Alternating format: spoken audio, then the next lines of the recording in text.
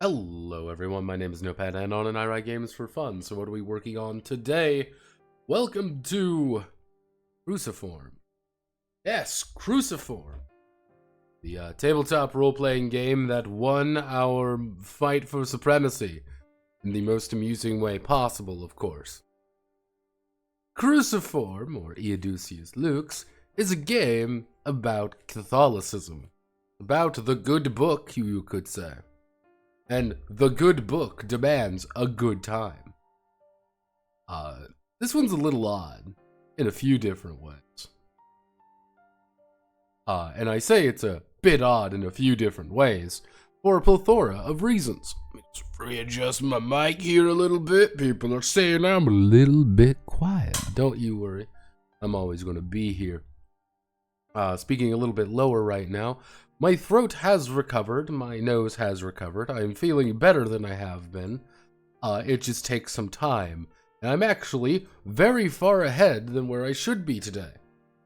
I got the audio for Friday's video all set up already. I've got a bunch of things into the works, you could say. We're going into work on this a bit, try to get as much as we can get done today, and then I'm going to have to email another person about the next commission, which is going to be about Japanese female women's wrestling.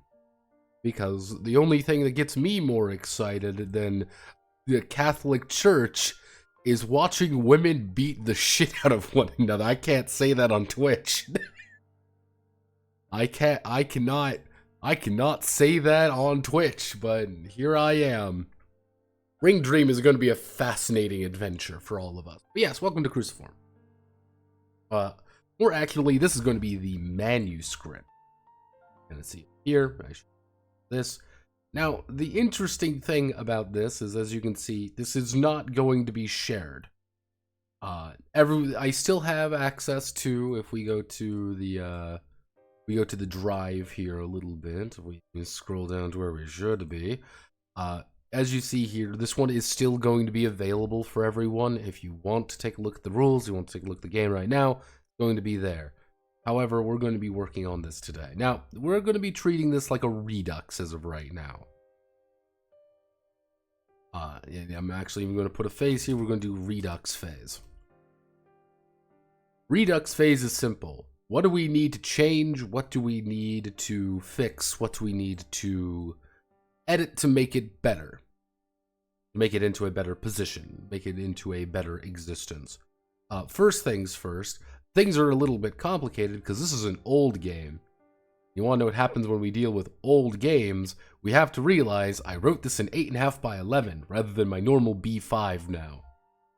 So I'm going to be fixing all of this slightly. And hitting this button will make sure everything breaks. So get ready for that. Oh boy. Oh, good God.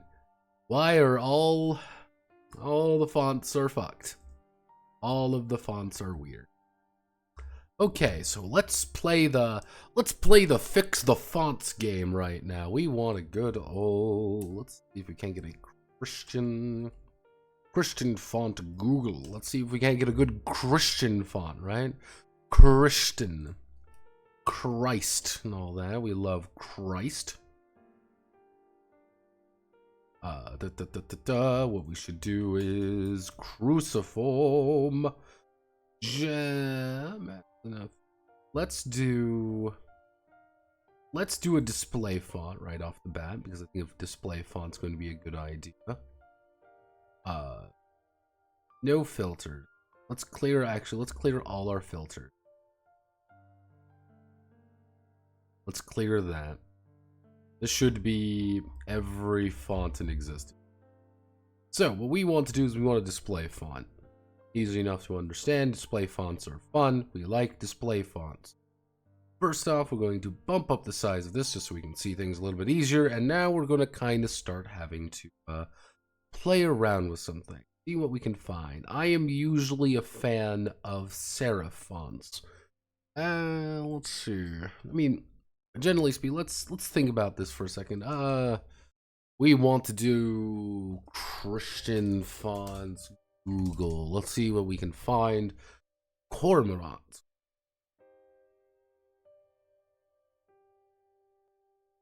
Cruciform. Cruciform, Cruciform.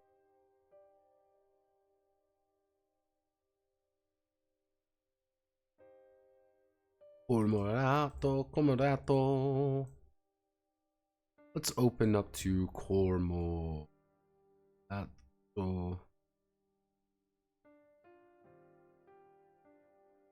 I'm okay with that. What if we do this, and what if we go down to here? Go down to Bold Cormorato, and we bump you up to, let's say, 32. Change everything to that. That looks decent. Not perfect, but it looks decent enough. But we need a good font up here.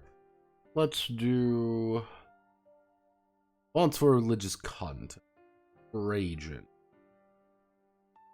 Cinzel. No Cinzel. I mean, we could use Cinzel decorative. Cinzel decorative wouldn't be the worst idea. Actually, if we just use Cinzel proper black, that'll be a good... This will be a good one to open it up with. Now we need to fix our main font, actually. First things first, remove the table of contents. Don't need you anymore.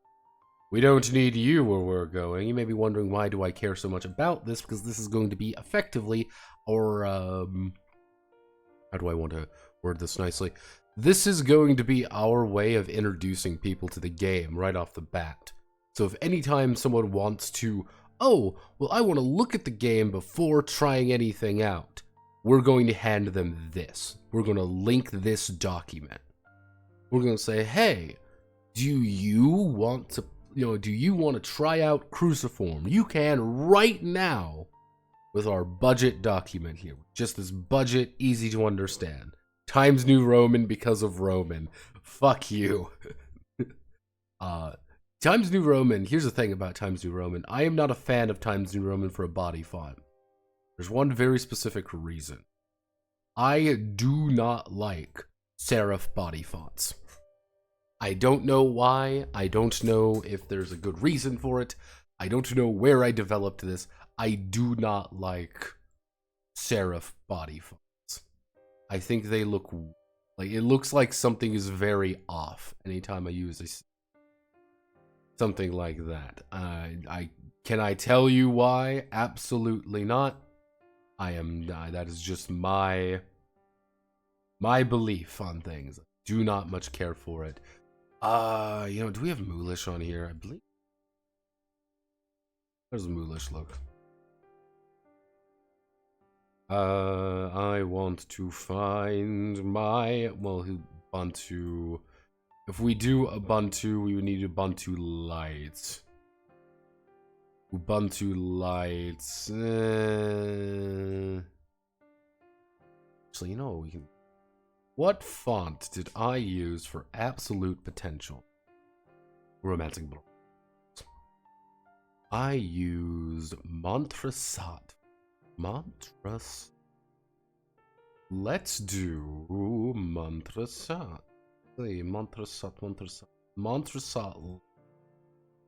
Little bit larger, but if we bump it down to 10.4. Alright, I'm in. If we do that, we're going to update to normal. It's going to break everything, but that's okay. Currently, we have 3 fonts in play. This one, which looks fine to me. We also have a Cormorant. And one of the advantages of using Google fonts is, A, they're Google fonts, and we can actively use them elsewhere. So,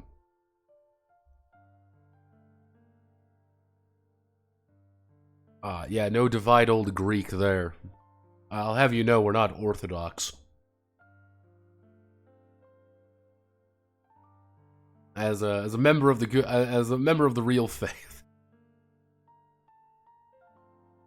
So first things first, we need to. I'm going to put a note for myself. Rewrite the preface.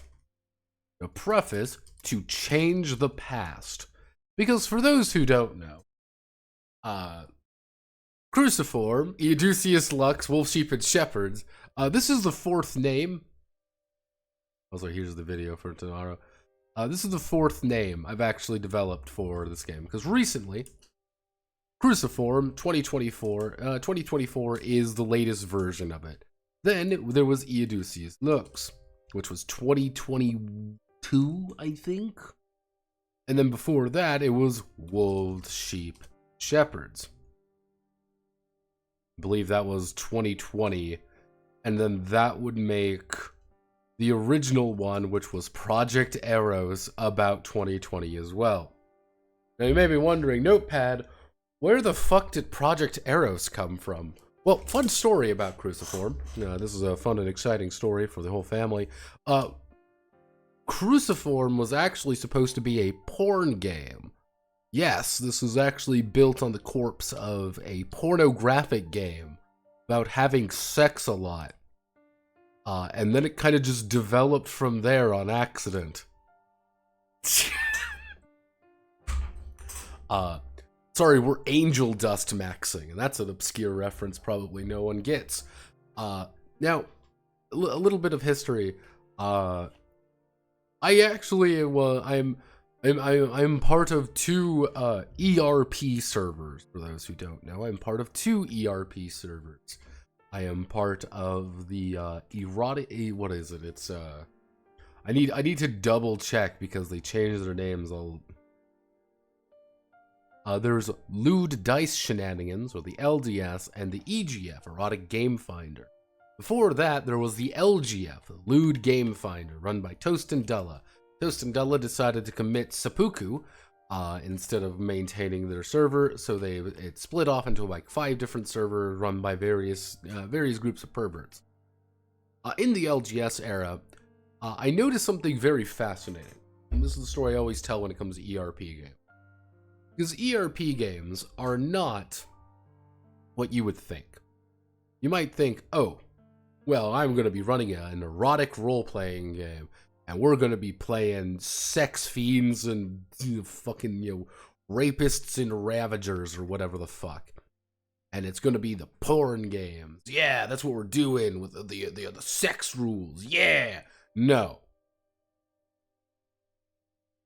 No, it never is that. Most of the games I found on there, which flubbed me up, which was very fascinating, were things like Dungeons and Dragons, Pathfinder, pretty normal games, except it would always go something like this. I am recruiting for a D&D game. We're going to go on exciting adventures, we're going to kill some goblins, we're going to engage in dragon sex, and we're going to be engaging in treasure hunting. And then you pause there for a second, you're like, hey, can you roll that back a minute? Can you roll that back? The other one, treasure hunting? Well, I have this entire sub-rules for treasure hunting. I think we're going to use a lot more loot tip. No, the one before that. Goblins? Well, we watched Goblin Slayer not too long ago, and I like the idea. No. And that's what, like, every single one of these games were like. Here's a basic game, let's just, I wouldn't say shoehorn, but it would be like, let's carve out like the dedicated, this is an ERP game section. I found that very fascinating.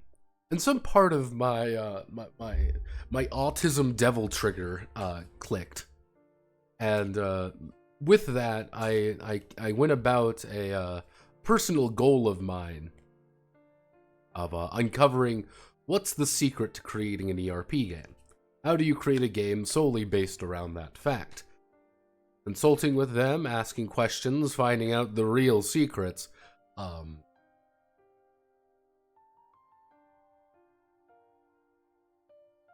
And what happened was, it would be like Project Arrows got supplanted by Wolves, Sheep, and Shepherds. Wolves, Sheep, and Shepherds was effectively the first draft of this. The entire idea, and even as we get in a little bit more about Cruciform and why it is the way that it is, was basically, hey, it was one guy, I don't even remember who it was in particular. Hey, yeah, nuns. I mean, like, what do you mean nuns? Sexy nuns. And then he posted a picture of a nun in latex. I was like, you know what? You make a fair and valid point. and thus wolf, sheep, and shepherds came into existence, and then Euducius Lux was the redux of that, which led to Cruciform today. Yeah, it's a little bit of lore for all of you of why things are going to be the way they are. If I loads, come on, load. You can even the original one here, as you can kind of see, I literally use a fucking Queen's Blade character on this cover. So of course it was, yeah, it's I don't know what you were expecting here. There's something called being tasteful, and there's whatever the fuck we're doing. Yes, in case you're wondering, that is a Queen's Blade character. Let me see if I can find the Queen's Blade nun. I believe, yeah, it's Sigwy? No, it's not Sigwy, it's someone else. It's, God, what's her name? Melfa, that's it. Yeah, no, it's, here's Melfa. Put Melfa on the cover because I thought Melfa was a cool, funny character. God, we should go over Queen's Blade one day. That's what we should do one day. We should go over Queen's Blade. Because it would just be really, really funny. But yeah, that is, again, if you ever want to know, like, why the fuck are these, like, random characters on here? Because that was the entire point. I even make a note about it, you know, just, like, note about it here, being like, I'm just kind of more confused about it. Yeah, so what we're going to do is we're going to rewrite the past. This is going to be a really fascinating experience, and we are going to rewrite the past and effectively change the nature of where Cruciform came from. Of course, Cruciform developed from this, and I added in my own things, and gradually it became Devil May Cry by way of the Catholic Church, which I'm not opposed to. Even what do I end up calling it on the website even? Because I know I call it something very silly. Devil May Hellsing Revengeance. Yeah, we're gonna change the past.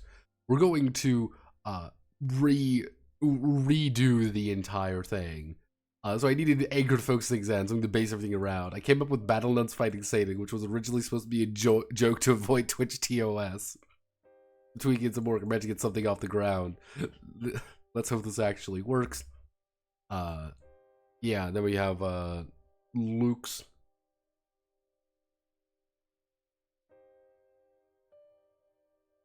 Yeah, so we're going to need to do a lot of lore read and expansion. This is going to be something I am going to probably offload on people. What does this mean exactly? I am going to be writing out like a comprehensive, like, lore primer. But after that, I'm gonna kind of just throw it at a few people, being like, here's the lore primer, here's everything you need to know, write shit. And whatever they write, I will edit, and I will make it the way that it needs to be. That's it. It is going to be me throwing it to the wind and being like, congratulations, you are all now published authors. Literally, this is going to be an entire scheme to get a bunch of people published. It's going to be great. Yeah, this is really all of the lore in the game. Unironically, there is not really any more lore than you need. The entire concept in, you know, monsters have stalked this world as long as man has. Why did God create such beasts, you wonder? I think it was a test of our mettle and determination to survive. Adam needed a driving force to want to survive in Eden. Eve wanted the knowledge to deal with the threats around them. A classic tale, a long tale.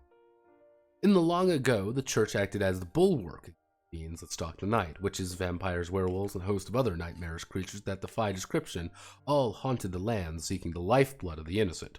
The Order of Adjudicators was formed by a loose coalition of priests and other warriors of the faith. Some argue it was before the schism. Others will fight claiming the Catholic Church formed it before the Orthodox branch. Regardless, the adjudicators were tasked with keeping back the darkness from consuming the world, being the light of humanity against the inhuman threat.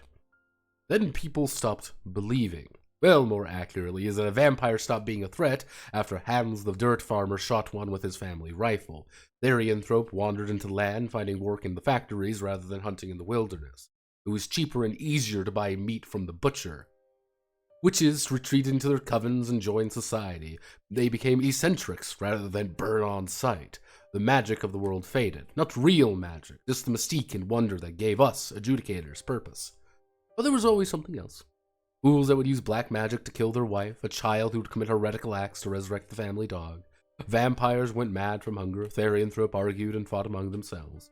Our duty was no longer to scour the world of these individuals, but rather administer and act to nullify the threat that arise. We were administrators of both worlds, making sure that threats did not disrupt the balance. Luckily, we were not the only ones. All across the world, organizations sprouted to do the same thing, some more noble than others. So here we are today, and we manage the flock, cull the sick, and keep our congregation safe. Except for the fucking Protestants. Martin Luther could suck my fat. Father Benedict Strode, adjudicator audio excerpt from Sister Diana's Adjudication and You, helpful references for the new adjudicator. That was effectively the entirety of the lore. All you need to know is, yeah, there's problems. Turns out, though, yeah, things stop being scary after we invent a fucking gun. After you bring out... yeah, no, after you bring out the, handy-dandy, Glock, a vampire stops being as worrisome when you can shoot them repeatedly and they die. Yeah, Buffy the Vampire Slayer RPG Vampire.mp4. Yeah, exactly. It's kind of that idea. Threats aren't really that scary if you just kill them. Oh no, there's a werewolf. What are you gonna do about it? I can shoot it, but why would a werewolf want to hunt you down? You can go to the store now. Oh boy. Yeah.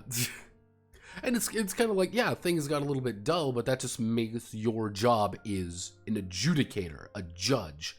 Oh, the sick, keep the safe, and save the flock kind of thing. What's the matter, Scribble, my dear art director? I should start getting rid of these things, shouldn't I? Playing the game.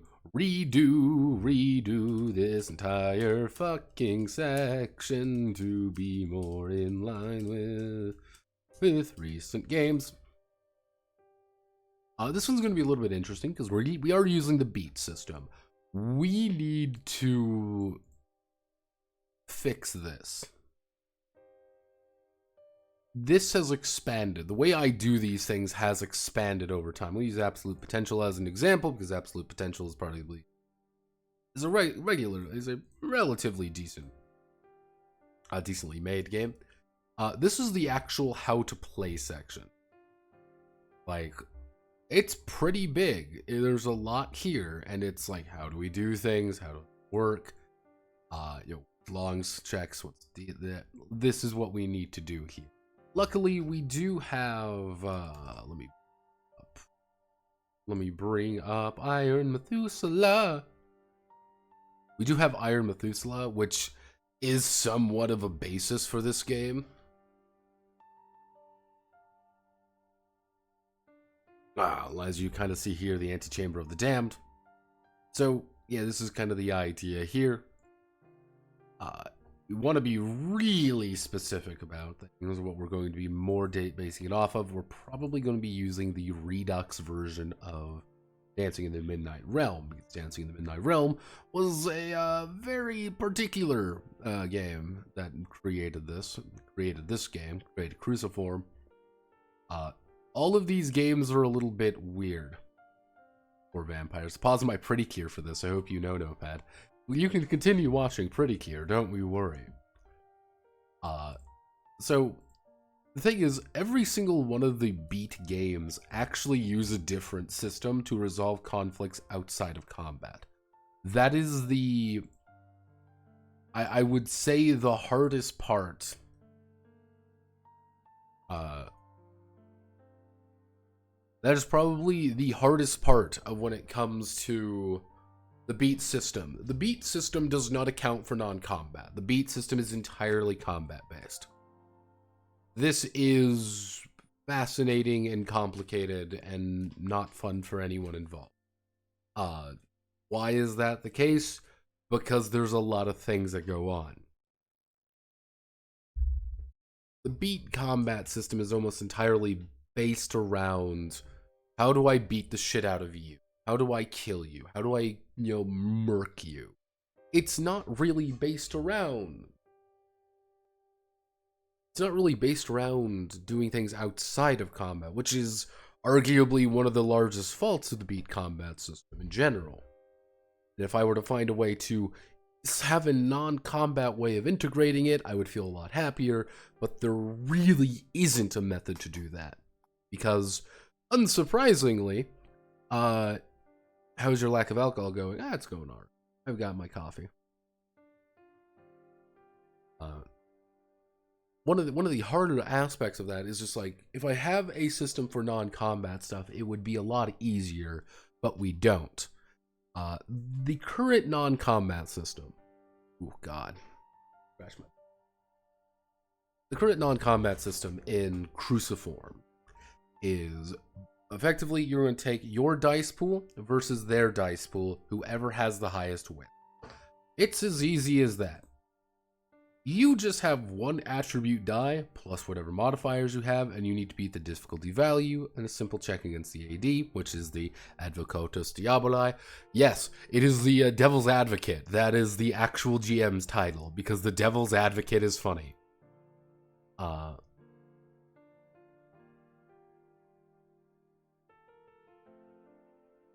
Yeah, complexity reduced, maybe reduced by having the skills, using miracles, a couple different things. This is not a good system. I'm going to explain why it's not a very good system. Adjudicators have XD, usually are going to roll 1dx for something. That's all it is. The GM is going to roll XDY for something. Let's say something is average intermediate. An average intermediate check is technically 2d6. You have a skill, though. You're going to reduce the number of die. So if I have a 1 skill in something, the average goes down to 1. This is a little bit messy. This is extremely messy, and it's not very good. Some people have reported using it. By the way, no pet. Question. After this is done, Metal Savior is going to get some love, or we're just going to rest in another unrelated project? Former, I guess it would be sad for missing streams because this week I'm dying with work. What's going to happen? I showed people this the other day, but I can show people this now.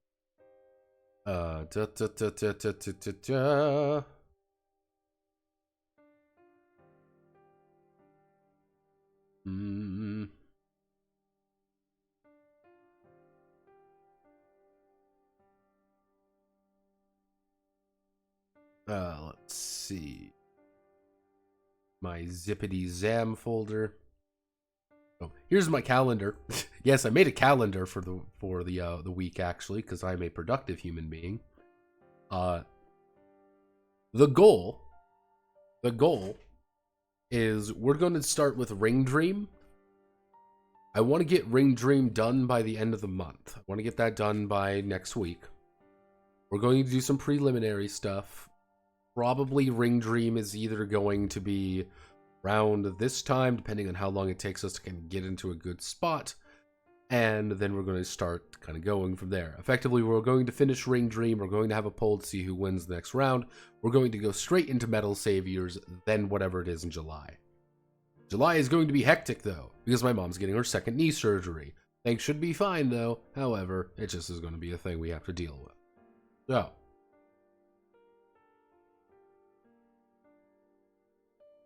So yeah, don't worry too much about things. It should be easy enough to understand. It should be good. It's effectively going to be, we're going to be working on Cruciform a lot, and we're going to, anytime we can, we're going to be working on it. It may not be entirely on stream. It may not entirely be in any other time. It might just be, it's a Saturday, let's do Cruciform. We're going to sit down and hammer shit out. Hey, it's this. What we're going to... It's just going to be kind of this never-ending cycle until... The goal, anyway, is December. That's the goal. Right now, we kind of need to get our baseline set up. She recovered from the first one? Yeah, she recovered quite a while ago. She wanted to take a break. She wanted to not do it right after one another because of some insurance issues. It was kind of like right at the end of the year, so it was kind of weird.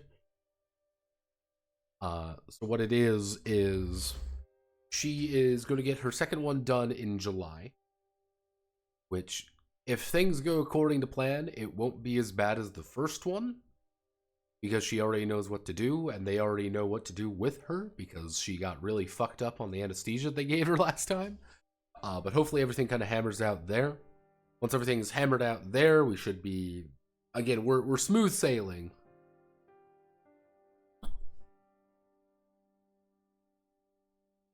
Also, you decided which going to be the business, editorial, whatever you're going to publish your games, less as internet schizo and more like a professional TM. No idea.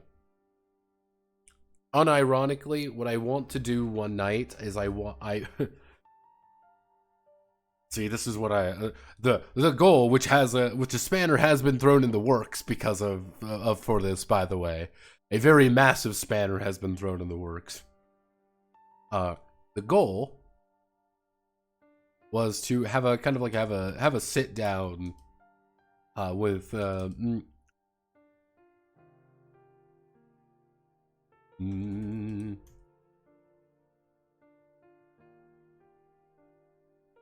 yeah, this is kind of the goal. What I wanted to do is what I wanted to hash out. I just wanted to kind of sit down with some people and to be like, what's the plan here?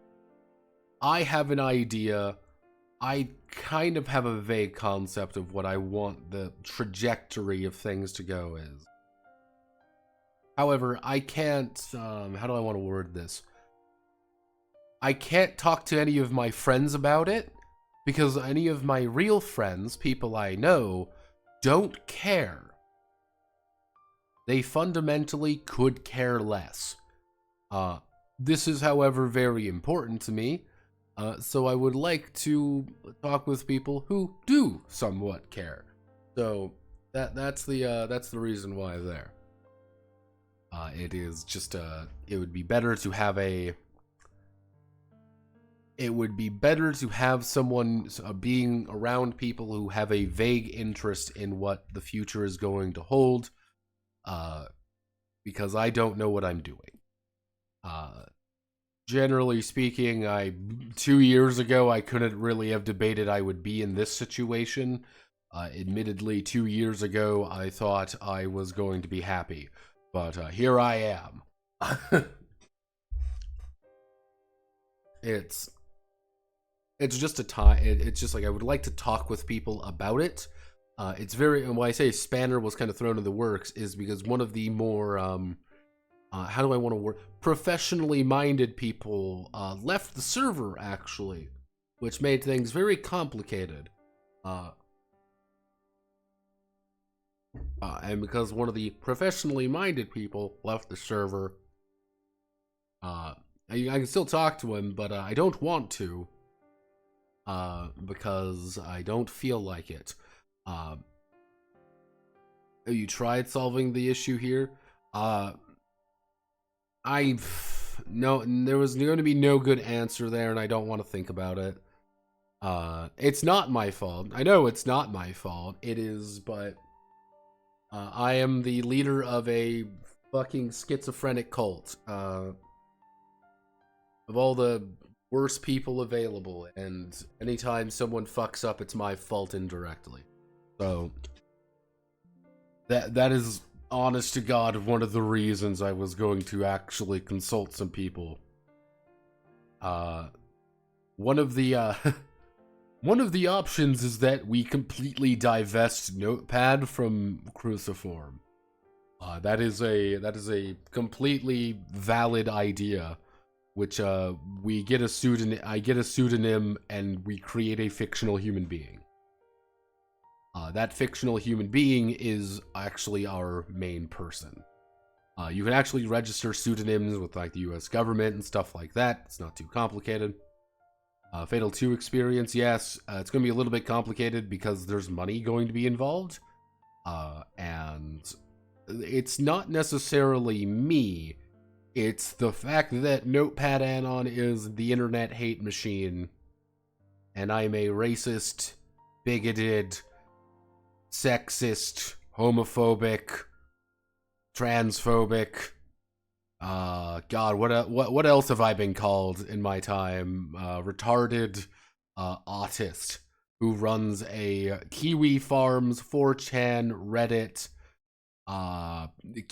pedophile, communist, and various other Discord servers. That is what fascistic. Yes, no, a fascist. Yeah. All of those things. I run all of those things according to the internet.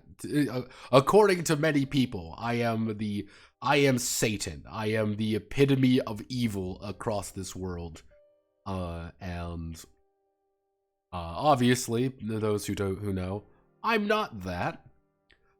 However, being tactical about things may be under my best direction. So yeah, that is a... Have you considered calling your critics anti-Semitic?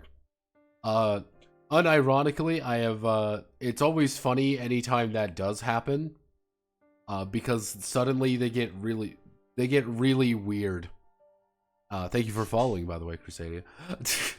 It's really funny because they get very weird about things. Because suddenly, it is a, very funny experience. It's just, mwah, gorgeous stuff. But, yeah. Not going to worry about it for now. We're just going to hammer out the things. Which, again, namely, we might need to... We might need to overhaul the combat system. We might need to overhaul the non-combat system. Grambelm uses D20s. Iron Methuselah uses a pseudo dice pool system. It kind of does its own thing. And it's kind of like... How do we want... Do I want to attempt to keep this system in place, or do I want to try to redux it? If we choose to redux it entirely, and not actually we choose just to reform the entire thing, things are going to be a little bit more complicated. This fun fact, this system, the actual out-of-combat system, is actually borrowed heavily from another game. It's Fists of Chaos. Yes, Fists of Chaos made it all the way to the finals. You may not like it, but that is the actual literal truth. You kind of see here. It gets a little bit more complicated. God,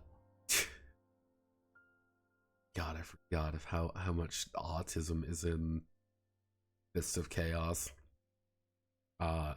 If I had it my way with infinite time, infinite effort, I would get Fists of Chaos set up. But yes, Fists of Chaos does also have this, which is arguably the same. It is almost the same system, word for word. So yeah, it gets a little bit complicated in that regard. And people keep saying, "Oh, Cruciform's like nearly done."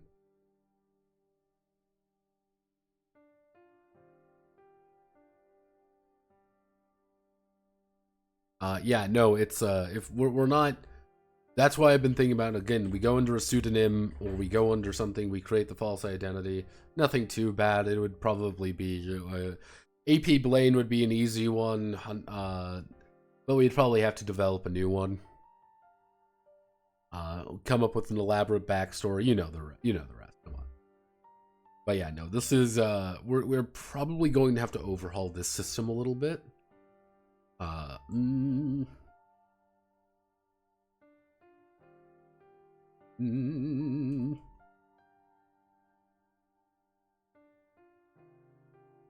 Let's see. Yes. Redo all of this shit. Redo all of this shit. Yeah, no. You can tell this is a very old game of mine because there is a lot of parts in this that are just very to the point. This was one of the issues I had when I was a very young dev.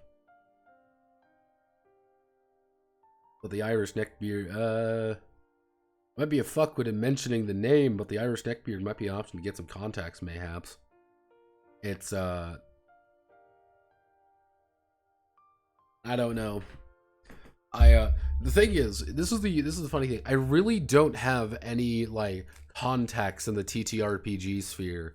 The ones I do are people who like my videos already and get really excited. Like, I would say, like, oh, well, I have contact with Mildra. Bring up. The problem is, Mildra is on his, like, hardcore positivity arc right now. Which is to say he does very long posts with a blue check mark he pays for every month. Yes. I'm like, all right, that's cool, Milk. That's neato burrito. Yeah, it's he posts a lot on Twitter, and I'm like, that's cool. Twitter. When you are following 5,000 people, that's too many people. I follow 138, and I still think that's too many. Mostly because I need to follow. This is a new guy I followed, actually. This man right here. I need to follow him because he played Ring Dream, and he might actually have some material for Ring Dream. So we need to hunt him eventually. So that's going to be fun.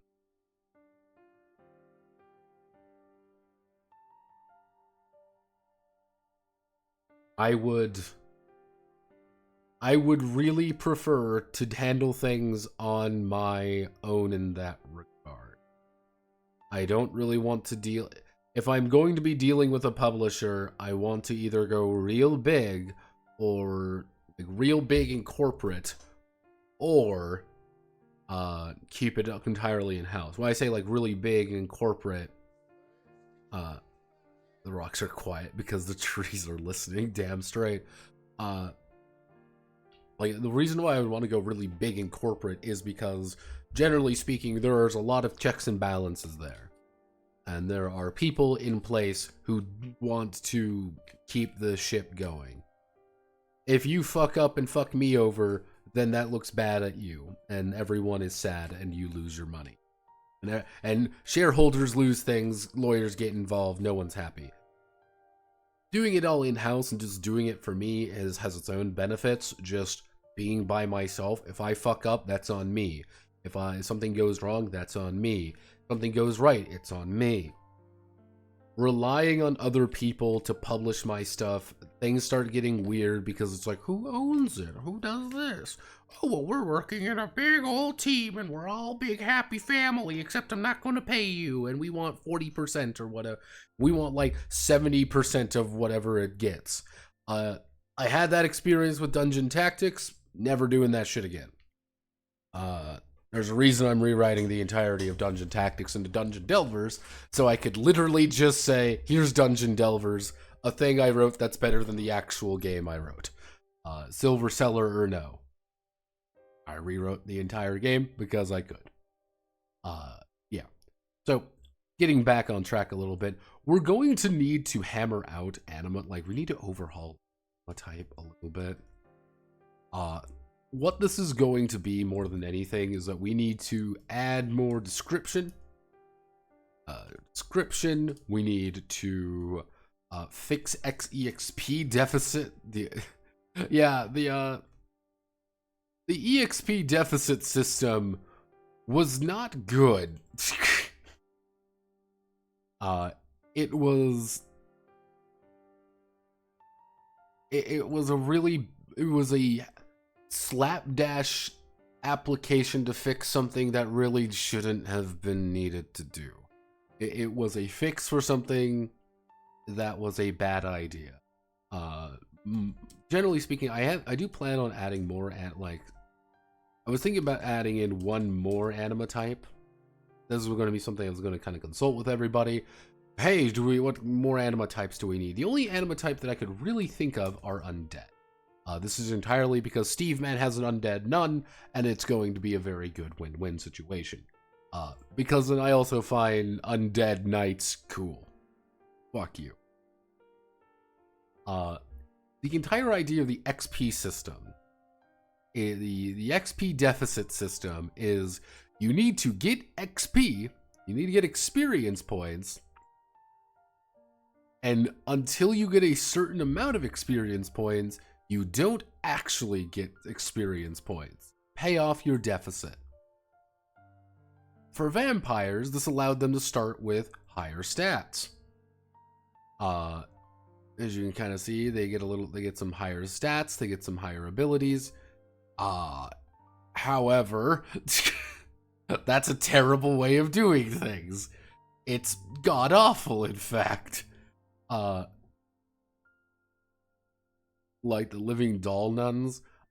If you want to be something like that, you would be playing a golem, actually. Golems might get like a rewrite of lore.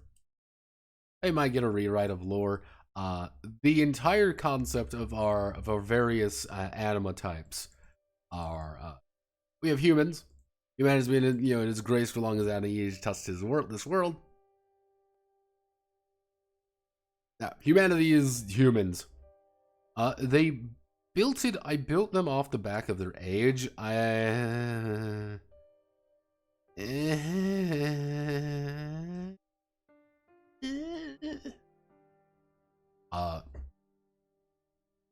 Yeah, because you also get starting experience points, which is also dumb.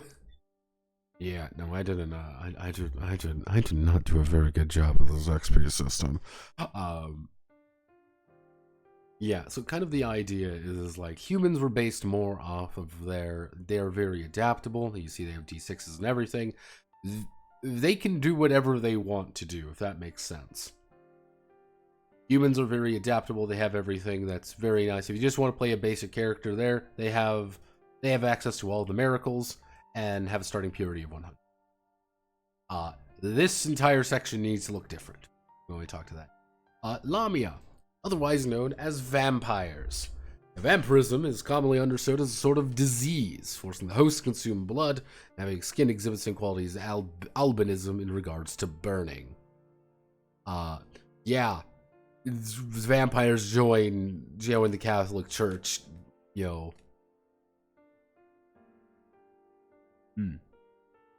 Yeah, they kind of joined it because they could. Or it was. Now it's pretty easy to get blood packs from local hospitals or blood drives hosted by the church. Yeah. Pretty much Lamia have access to the miracles of flesh and the miracles of blood.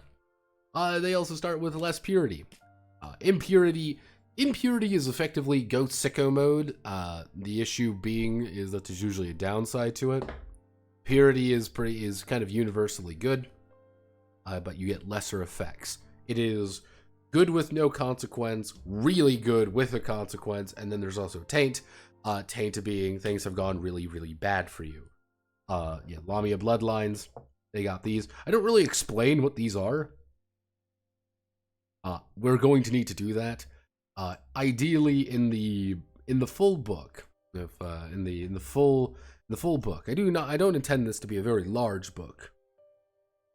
Because I find that more interesting more than anything. If I were to open this up, if we were to treat this as the book itself, it would be, here's a sample image, here's like the basic rundown, and here's like each of the different types. Each of the different types, and like some basic information down here. So it's kind of like you open up that page, you get all the information you need, and then you could turn the page to another one. That's kind of the idea. It's like, here's a lot of information you may not need, may not want, but it's just kind of supposed to look cool. Of course, we'll need some more of these. We'll need to look right. As you kind of see there, they have generally higher stats than normal. The problem with vampires, the problem with Lami in general, is that they aren't very good at things. They have very low skill ranks. Why is this? Why is this a note? Because vampires can't take care of themselves very well. They're fucking immortal vampires. Why do they need to? They don't learn things very easily. Of course, we have our 1,000-year-old lolly vampires and Lestat, because Lestat was also a idea for these. Bestial. Therians. Therians also need a larger one. I'm mostly talking about werewolves here.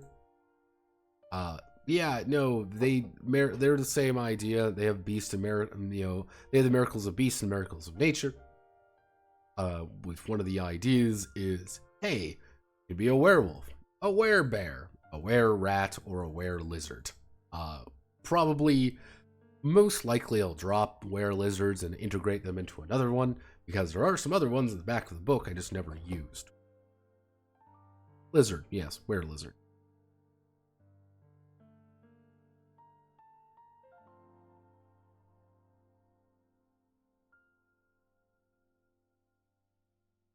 Yeah, there's other creatures, quite a few.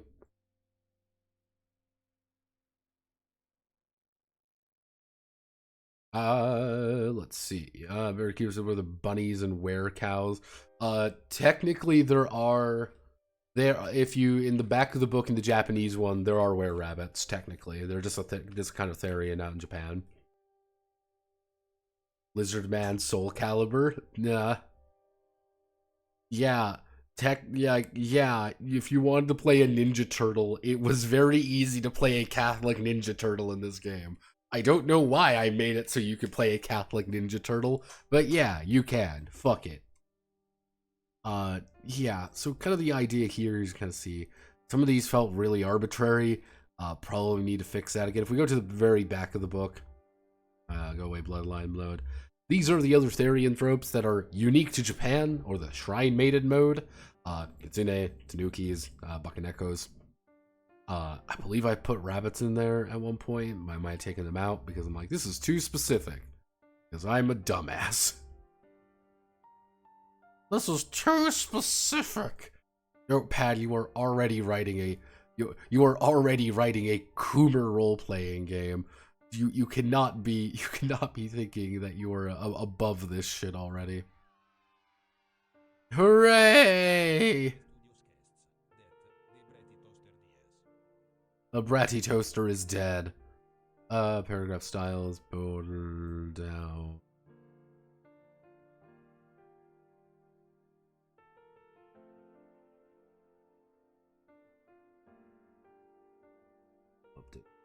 Match to 14. We do, if you're 32, if we reduce it down by, if we put you at 20, it's too big. Put you down to 24, but we change you to that. We change format line text to.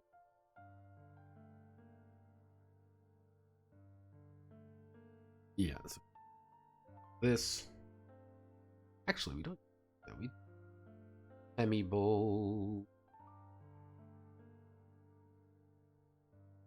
That, and we will like that, and humanity.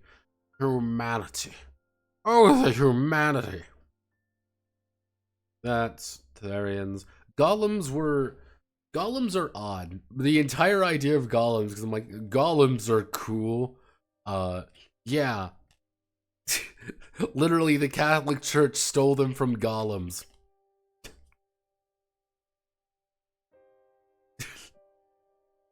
Yeah, that was kind of the, yeah, we might need to rewrite the lore on golems a little bit. Yeah, effectively, the Catholic Church stole golems from Jews. So that's why they exist. Yeah, more adjudicators say that their golem companions are direct in many ways, often failing at basic tasks that they're assigned one. With time and effort, many golems find themselves in a niche in personality. They are, however, free of sin due to their nature being born akin to Adam and Eve. Few golems leave the adjudicators, but none leave the faith outside pilgrimage for meeting their Jewish counterparts. Yep.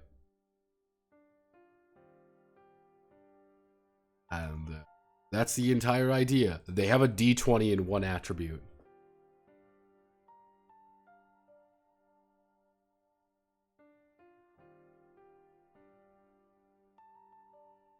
Will there be a way to play a cyborg with clockwork limbs? Technically. I mean, the thing is, like, I haven't really written that much, so we can probably add something like that in. It's not too difficult. Yeah, no, it's kind of the idea, like, I like the idea of golems being like, yeah, you're kind of just a weird, horrifying, homunculus creature forged in the, forged to be a Catholic super soldier. Their entire gimmick is that they start with a D20. They have a D4 in literally everything except one thing as the D20. Gotta see Slingers, Avengers, Crusaders, Messengers. Yeah, they don't really have anything outside of their niche, and I'm like, okay, that's kind of an interesting idea. If I were to add anything, though, if we were going to put it right here, the only other idea I had were undead, which were going to be undead, and we would probably just have to put in the miracle of death, or probably something more along the idea of the miracle of exorcism or death, because everyone's technically an exorcist. But yeah, this is kind of the idea of undead. This is kind of how they operate.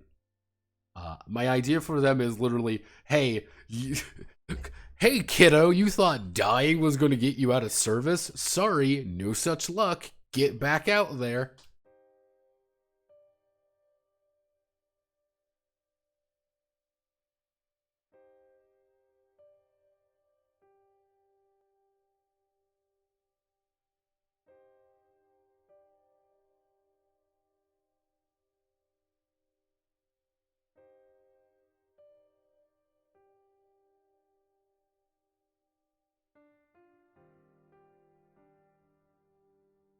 What? But yeah, no, it's kind of the undead. There's also going to be a how do I think one of the ideas behind the undead is it's also a way, it's not only like, here's a character option, like, hey, your character is dead. You're a ghost, or hey, you're an actual zombie. You don't feel pain very much. You are an undead abomination. However, you still are in the light of God, or hey, you're actually just a skeleton. You have entered the bone zone, and you have to wear a mask everywhere because you're going to take off your mask dramatically and reveal you are secretly a skeleton or something like that. That's kind of the idea there. It was also going to be a way for, hey, your character is dead. You are playing a human, you have been killed, you fall over, you are no longer alive, and you said, no, I don't want this character to go away. I like this character. And be like, cool. You can play you're going to change your anima type to an undead. And because you've changed it to an undead, you have been resurrected effectively by the church, and you are continuing your crusade. Good news, you are effectively an undead. Bad news is you can't really, like, if you're, my idea with, like, is that the undead, if their taint hits too high, they just fall over dead. There's no more of them. They become feral. And it's very difficult for undead to function. It's very easy for them to get turned away. And it's generally it's not a good life. However, it's also we have snatched you from the pearly gates to keep on the fight. This is not a pleasant experience for you. On the other hand, this is probably the only way that you're going to get out of here. You can still serve, kind of thing. Like, okay, that's a cool idea. Attributes.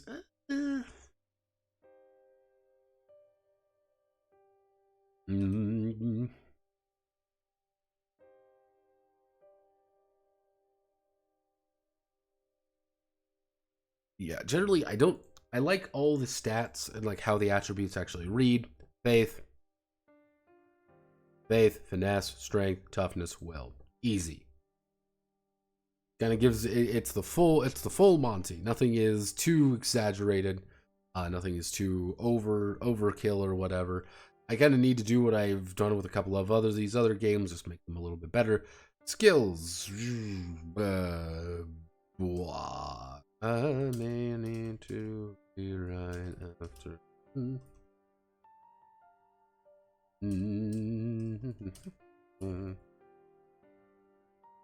May need to rewrite depending on non-combat section. Yeah, this is literally the entirety of how skills functioned. They weren't very complicated, and we would need to update them. The end of the low. It's the modder. Correctly. Preface. Playing the game. We do baptism by midnight. We then go into attributes and the skills. And then technically, right to the martyr would go here. Now the Lord shows in our mortal souls as their destiny by a sign of the kingdom of heaven. In the meantime, the world is hostile and dangerous. Rip a disciple more to rip a disciple's head off. I need to vigilant.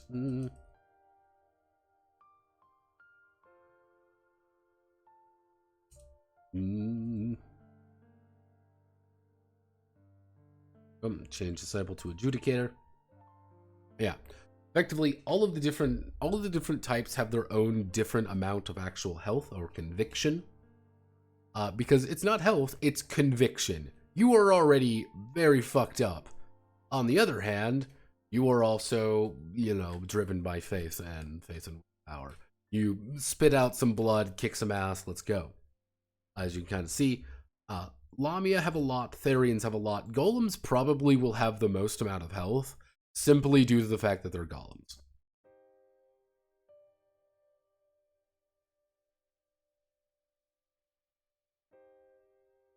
No. We're not going to be doing that solid. Demons and devils are specifically evil. They are, they're demons.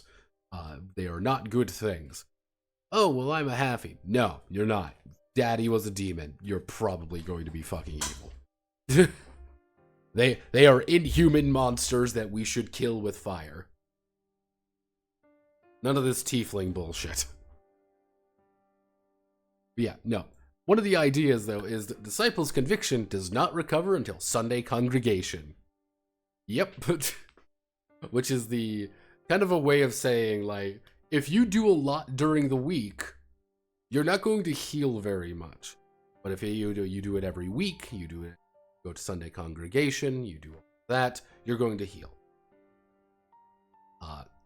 However, if you reach 0 conviction, if you get hit again, you die. However, you can also choose to take stigmata. Probably I'm going to need to expand out how stigmata functions. Effectively, the idea is, I'm at 0 health, I've taken damage, I have to choose a stigmata. Hey, I am a bloody mess. I have to reduce my total conviction by half. Doesn't seem like very bad, until you realize stigmata don't go away until you buy it off of experience points. That's kind of the trick. You can't get rid of it until you heal, until you spend shit on it. Or, hey, I have a concussion. I can't use miracles. It's kind of like you take 3 stigmata, you die. That's, right there. I never really expanded on this.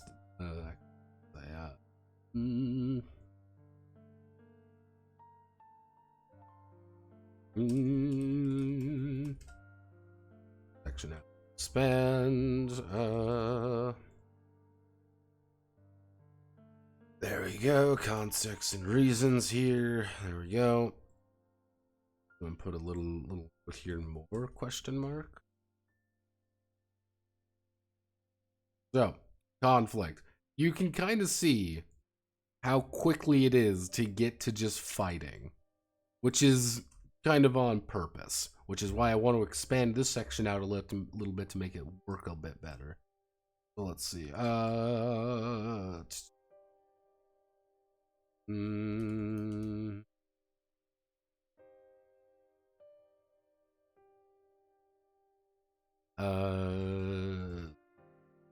Read easier.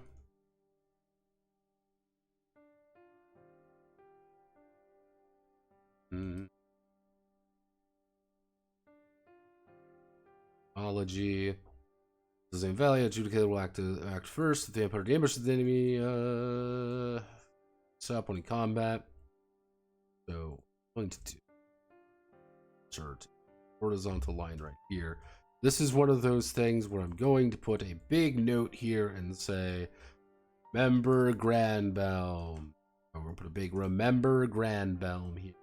Because I actually overhauled this section in Grandbaum. They made it stand. I'll adjudicate D4 on the B time. Unique action build up.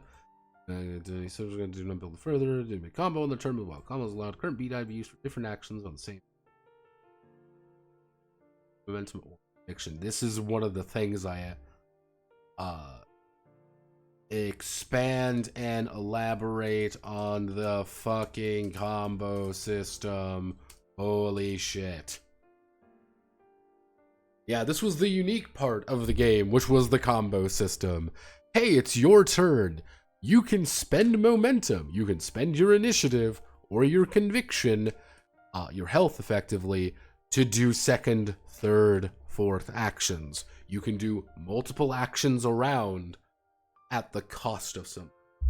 This is a good idea. Yeah, there we go, but immediately end the combo.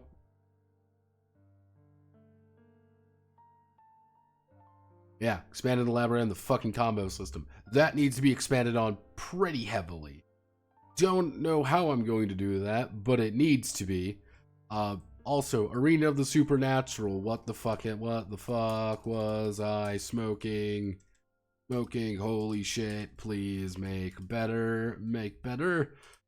Combat map, action map, Stella map, let's see. Action map, or Stella map. The action map system is effectively a Necrotica system. Literally, I name it the exact same. Different sections divided into different areas. You're constantly hopping around. Alternatively, we can do the Stella map system. Stella map was from Grandbaum. Stella map is very easy. Here are a bunch of points on a map. Here are a bunch of points on a map. Each point is unique. Each point is doing something different. Start your turn on a thing, and at the end of the turn, you can actually move to any point. The idea being, you are floating around. You are constantly moving between different things, constantly trying to reposition yourself. Going really fast, that means you can position yourself before anyone else has a chance to actually tell you where you're going. Both of these have their ups and both of these have their downs. We are dealing again with anime bullshit movement.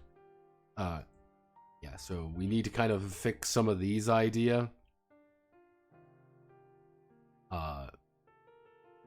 Expand the context of going aerial.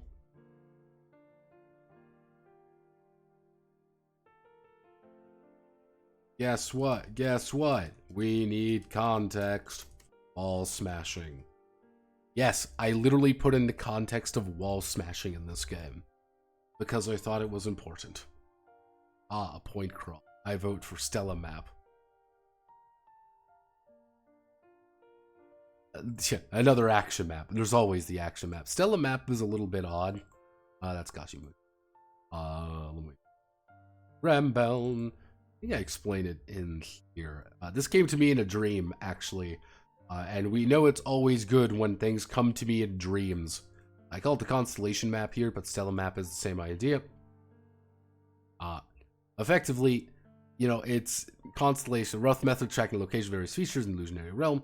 Constellation set point, there can be an arena or a set piece. Effectively, If it's an arena, that means you are literally in an area to fight. There's no advantages, there's no disadvantages. It's a clear way for us to just to get in the shit out of, beat the shit out of one another. On the other hand, set pieces all have a die associated with them.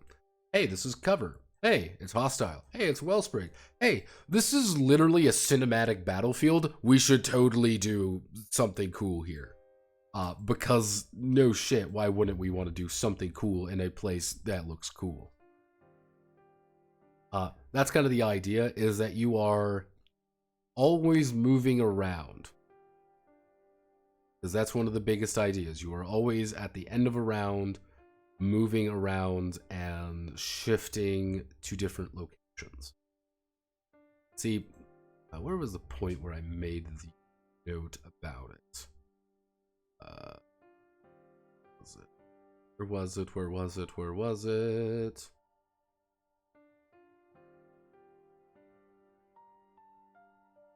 Oh yeah, fatalism. We're gonna put fatalism in this game.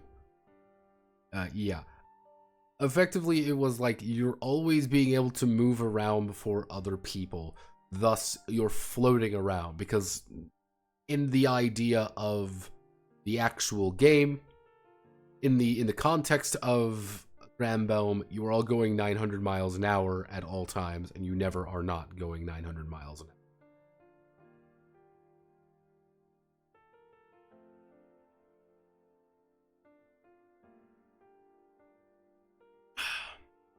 Why are you over here? You shouldn't be down there.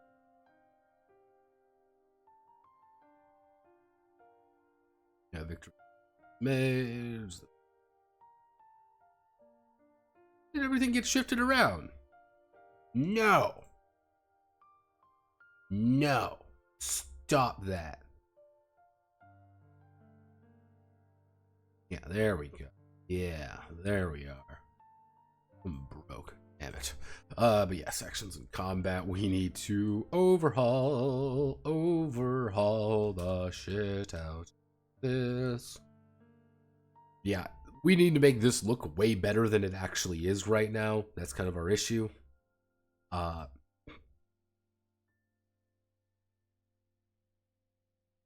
about robot automaton nuns? Just reflavor golems. Let me open up new BGM. Supercore.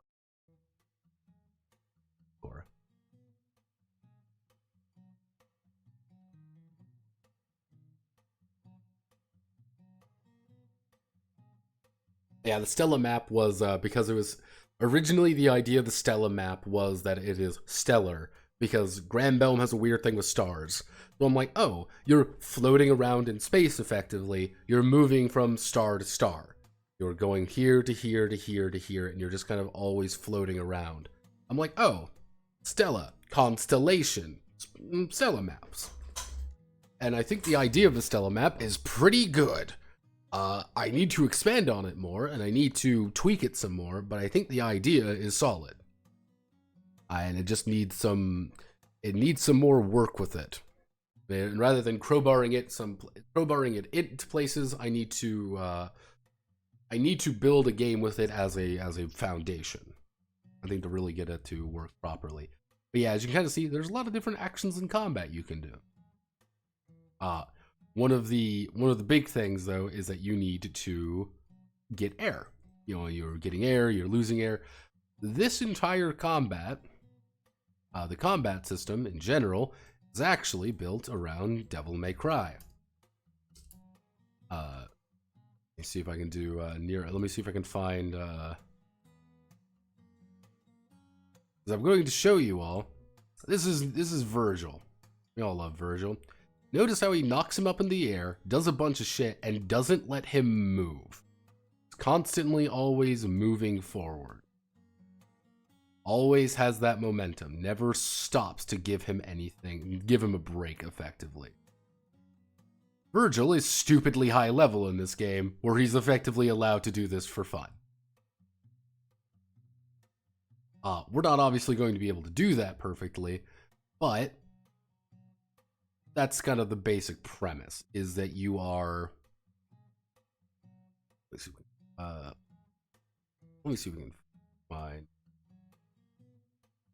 Kind of the idea is that you are constantly moving back and forth, trying to dodge out of the way. You're trying to build up that combo, trying to build up that beat, trying to get into a situation where you do not have to fundamentally worry about the fact that you are in danger.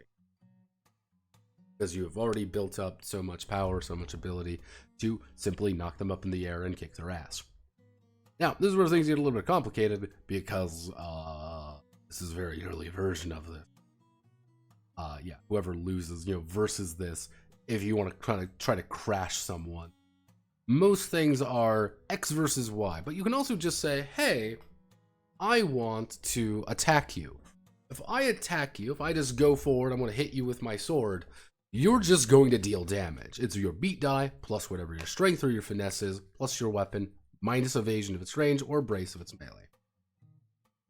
To actually lower the amount of damage you take, you need to actually brace or evade. Which, unsurprisingly, brace and evasion are actions you need to do. Which armor is useful because armor is just going to block damage. A little bit of A, a little bit of B. Being able to knock up. Aerial needs to... Aerial needs something. Because I like the idea of going aerial. I don't know how to make it better.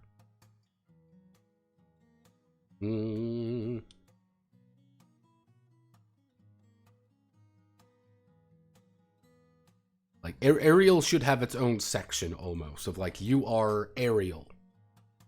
You have been knocked up into the air, the person jumps forward, kicks your ass, knocks you down. That's kind of the basic concept. Kick up, attack, knock down. That should be your basic 3-hit combo. However, obviously things go wrong, and you can fuck up and everything goes wrong. Set piece, this contains air, tactics, easy enough. Finishers. Finishers are pretty simple to understand, nothing too exciting here. Some finishers are just, you have to reload all your guns. Which, sucks. You lose your combo here. Which is something you don't want to do.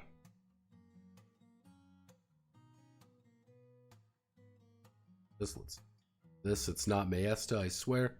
Redo the entirety of this section. And we need to redo the entirety of major threats and minions. The entire idea was like, here's major threats. This is what they do, sort of. Like, this is their attribute. Like, this is their sample attribute. This is they have abilities. What are abilities? I don't know. They just are abilities. They do things. Of course, They do that. What does this mean? Nothing. Holy shit. It's nothing. This means nothing. And I knew it meant nothing, but I didn't want to work on it anymore because I'm like, I am a genius. Minions have always been super easy. Because all a minion is quite literally all a minion is a beat die. They have a single beat die and a set of conviction equal to that beat die. You're a D4 minion, you have 4 health. You get hit by anything, you're probably going to die violently. On the other hand, they can always attack, try to dogpile you, or they can just run away. The core idea of minions aren't really necessarily to attack or to hinder you that much. The entire idea is that they're a big annoying shit stain that can really hurt if you leave them alone. They might try to dogpile a character who's doing really well, just throw more numbers at them. Also let you build your combo on them. When in doubt, just fucking attack a minion. You can maintain combo. Get aerial, get aerial, get aerial. I was actually a book on air juggling. Sounds funny. Yeah, it's literally like, because you need the context of, I am in the air currently. I am in the air. I am fighting in the air. I am, I just got kicked up into the air by a fucking boot and now I have to defend myself while I am in the fucking air. Like, the fact that we have added a second Z level, effectively, because that's all this is. It is, here's a base, there is a chance you will enter this area. And it's, oh no, I've kicked you up into the air, you are now here, I can now kick you down here. Especially if you do a 3-hit combo, you burn a little bit of momentum, you burn quite a bit of things going on. You can go, let's say for example here we are, you can go here, you knock them up in the air, you can follow them into the air, attack them, and then drift down next turn for free. Or you can do 1, 2, and then you immediately crash them back into the ground, in which you and them leave the ground. I kick you up, I follow you down, I do a circle kick, and kick your ass back into the earth, where you fucking belong. This is complicated. Relics need to be hammered out a little bit more. Here's Veto. Not that Veto, it's a different Veto. We're gonna make that go away. Yeah, I stole the entirety of Homunculi's system when it comes to this, because I thought it was decent.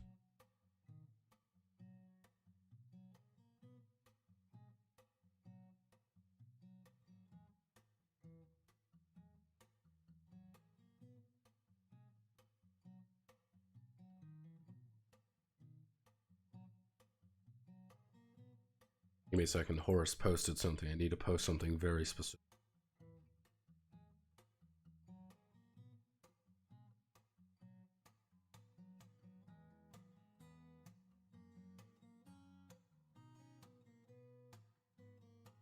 There we go. I need to make sure I post something very specific for Horace. Just...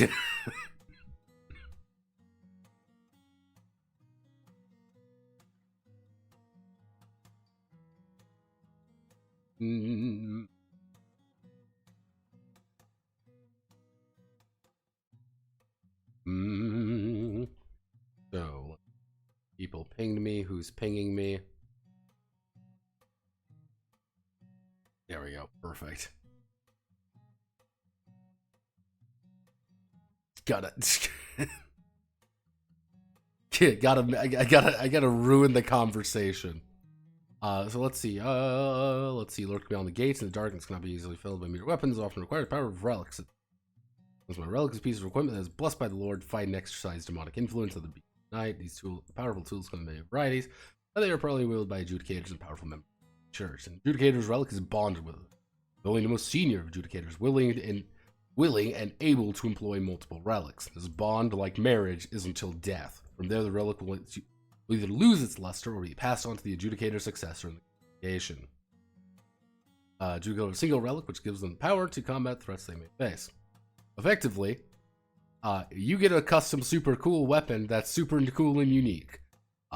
What it is, what's innate properties, only for physical bulk, how much raw power it is, blessing it allow truly enact God's will. Hey, look everyone, it's Heinkel and Yumi. I don't know why they decided to make Heinkel and Yumi look decent when they look like goblin creatures normally, but hey. Technically, if you really want to, you can just have a gun. Yes, how can I forget my most blessed holy weapon, the gun. Just bring out a gat, and when in doubt. Let's see, following form of those comedies you understand have this strange sense of humor at points. Some objects that may not appear divinely pointed or appropriate may be powerful relics in the hand. Relic space damage in the kid's flat amount of bonus damage that will be attack, as well as determine its range. Each tagged in property.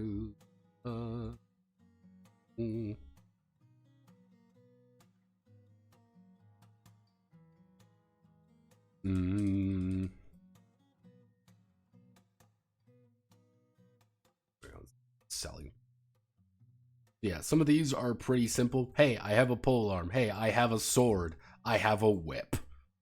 I have a bow. I have a crossbow. I just have an actual fucking gun. hey, I have armor, I have magic boots, I have cloak, I have an actual crucifix. Grimoire, a shield, or vestment. Something similar. Similar idea, how size, how powerful the relic is, effective how powerful, the more powerful run, more impactful attacks and relics it possesses. Damage dies that to the effectively, if you choose to use a super heavy fucking axe, yeah, you're gonna decapitate a few motherfuckers. However, you go very slow. Yeah. Hello, if a Juke is forced to use an unblessed weapon rather than a relic, with 2 full dice to lower large, confronting a demon D6 weapon.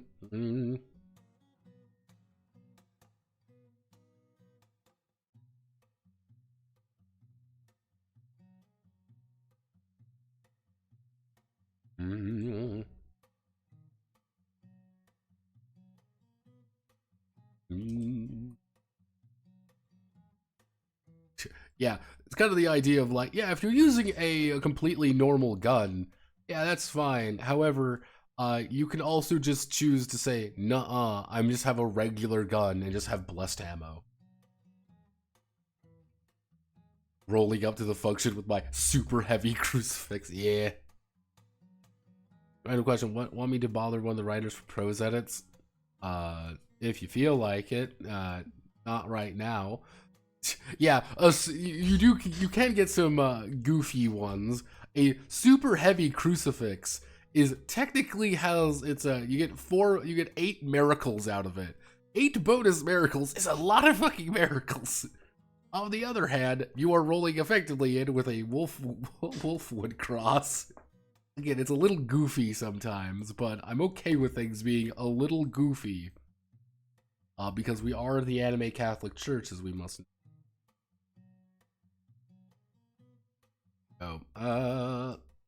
Yeah, these are the relic tags. Bonus damage, agile, ammunition, some of these need.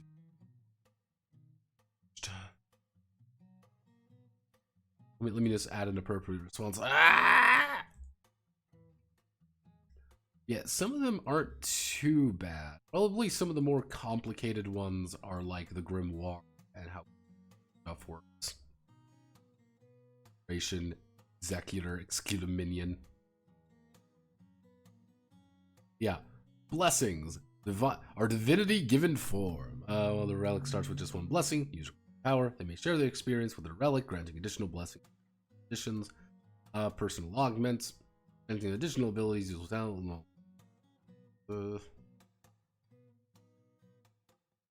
You need to make the add more, add better format better. Yeah, it's generally speaking, like personal augments make sure that you are better. Hey, you accelerate. Whenever you make an action, you can move again. Or hey, meteor crash. You add the relic's damage if they successfully crash in it. Hey, well, I should take a moment respite. When you envision, you actually add more health.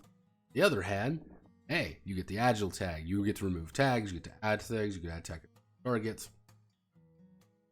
Or hey, the relic is all but invisible to the naked eye, regardless of size. Hey, you have a chance of not consuming a miracle while doing this, which is pretty good.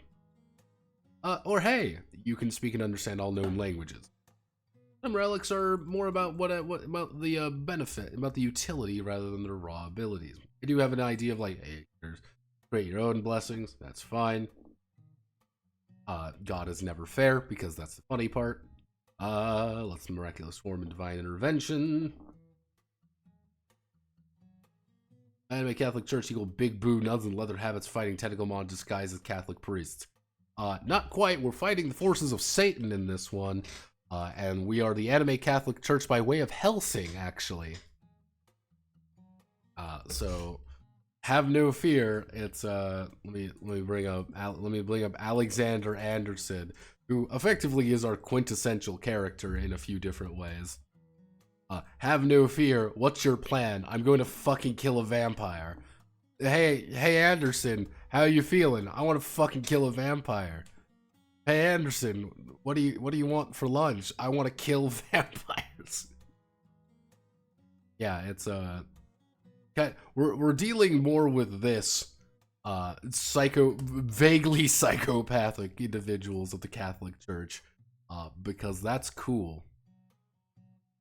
Tentacle monster Catholic priests, mostly just tentacle monsters. Generally speaking, we are going to be viewing the Catholic Church in a relatively favorable light. Ugh.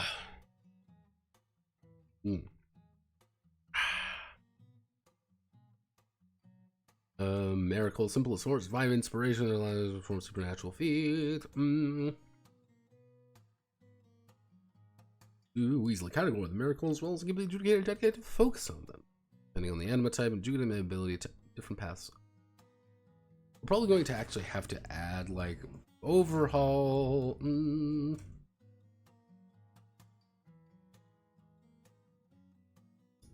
There we go. We're going to be overhauling how these function. The concept is simple. I believe humans can actually take any miracle of their choice. They could just take a miracle if they want, because they're humans. They have natural ability to perform all the miracles. On the other hand, Lamia vampires can have their own, Therians have their own, and golems have one natural miracle. They can't get all of them, they can get one of them. It's kind of the idea. Golems can only fully conceptualize one path.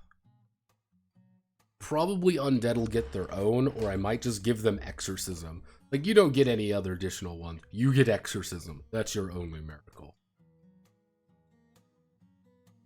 Yeah, 3 steps of miracles down any path of their choice. Miracles are given by the number of steps in the path. This needs to be fixed up a little bit. 2 steps in battle, 1 step in swords. Golems have 3 steps in one particular path. Yeah, ranking the set amount of miracles per week. That resets on Sunday congregation. Can you per week from the total ranking of all the paths? Yeah, so 3 ranks in breath, 2 ranks in swords. They can use miracles they have access to 5 times. Yeah. Pleas to heaven. This is also kind of a bullshit, like literally make a plea to heaven. If all a plea to heaven is just, hey, give me what I need something. These are miracles that are not defined.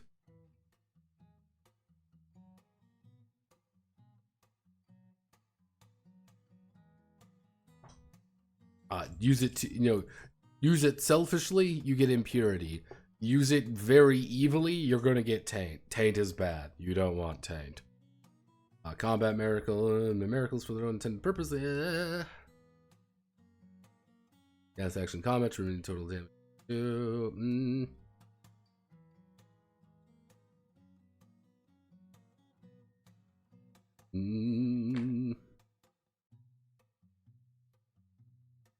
Yeah. This is the idea of combat miracles. We're probably going to have to again. The idea of pretty much the idea of raw combat miracles is I am using the miraculous power of God to aim a gun at you and shoot you really hard. It's literally you Kamehameha blasting someone, which certain characters are going to want to do that all the fucking time. Can we get to quell the rapid coomerism in your server? I'm gonna feel really sad when I type into the Notocracy server. I just see bunny nuns.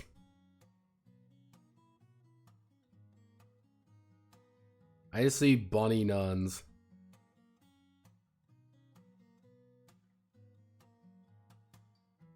I was supposed to cat.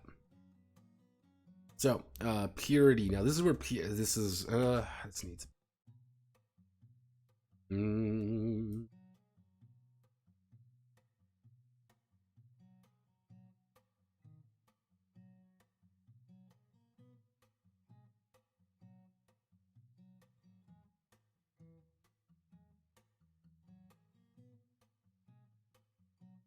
concept behind purity is simple. You have your purity. How good are you? How much of a noble soul are you? How uncorrupted of body, mind, and soul? All creatures are derived from the original sin. Purity and impurity are natural for all experience. Effectively, if you're completely pure, if you're a completely pure and nice person, you use miracles without issue. You say, I want to use this, you do it. However, you have impurity. That means you can push the miracle beyond their natural limit. However, it usually hurts you in the meantime. I do I do some damage. It's kind of the idea of using just very basic numbers, using very basic concepts. This isn't quite how it works, but the idea is simple. Purity is deal 1 damage. Impurity is deal 3 damage, deal 1 damage to self. That's a pretty big deal. You know, that's like, oh yeah, impurity is pretty reliable.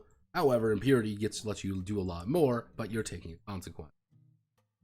You fill up you fill things up, and you fill and things go down.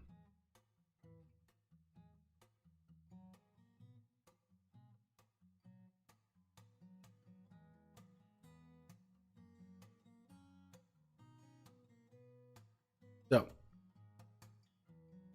this is where things get a little bit bad. Purity is a D100 roll. So if your purity is 100, you have 0 impurity. If your purity is 50, you have 50 impurity. Anytime you use a miracle, you roll D100. If you are impure, if you are pure, you get different effects. That's kind of the name. If you engage in, adjudicator gains and loses purity by living by the virtue or vices of the church. However, reaching 0 purity does not mean the adjudicator is evil, just tied to the mortal world. But then there is Taint. Taint is unholy energy, it's demonic, it's fucking evil. Pretty much supernatural individuals go insane from Taint. Demons are antithetical to existence. They are ultimate evil, they are 100% Taint. We don't deal with them. Scary. Demons don't like being summoned or controlled.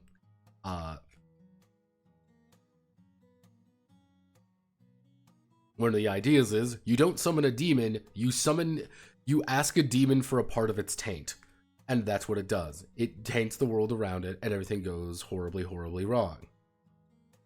Taint is only gained from coming into contact with powerful supernaturals. Demons themselves, or those who employ to bound demons, such as a witch, and reduce the total purity, then impurity. Kind of the idea is, the more complicated the enemies you face, you can kind of always invoke, like, this is a scary fucking enemy, because you're getting taint by just being around them. You are building up malevolent, you are building up Hitler particles by virtue of being around the evil person for too long. And you're like, oh fuck. You're not becoming a bad person necessarily, you're just being filled with evil. And like, this is bad. Evil is a physical manifestation that you want to get rid of as soon as possible.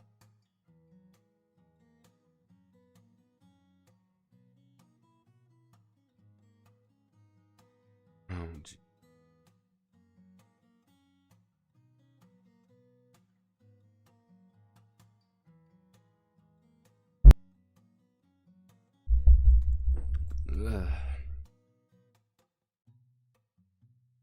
Let's see. So yeah, no, it's kind of the idea is like, repentance is effectively it's you take a stigmata, you take a problem, like a pretty nasty one, and you reduce it by 5 points. It's not good unless you want to get rid of taint very, very quickly. However, it also reduces by 1 every Sunday. If you are cloistered, you reduce taint by 3, however, you only get half experience, because you get experience by actually going to church. You don't get experience by killing things. Miracle of Aether. Probably identify those outside faith as magic, only those practicing such arts are able to employ them.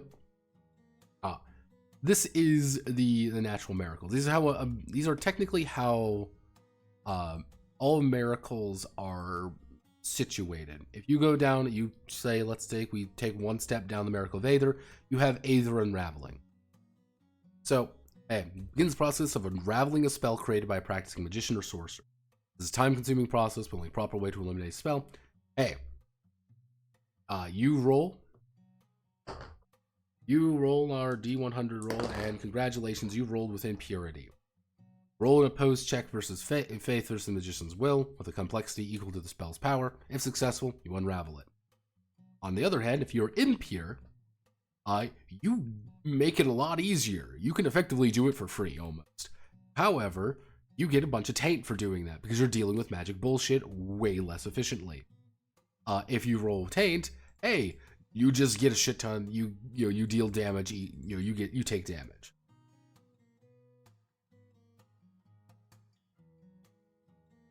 All of Judgment creates an arena, lowering a set piece down to 1 level. Creates an arena. Yep, Third Eye of Understanding.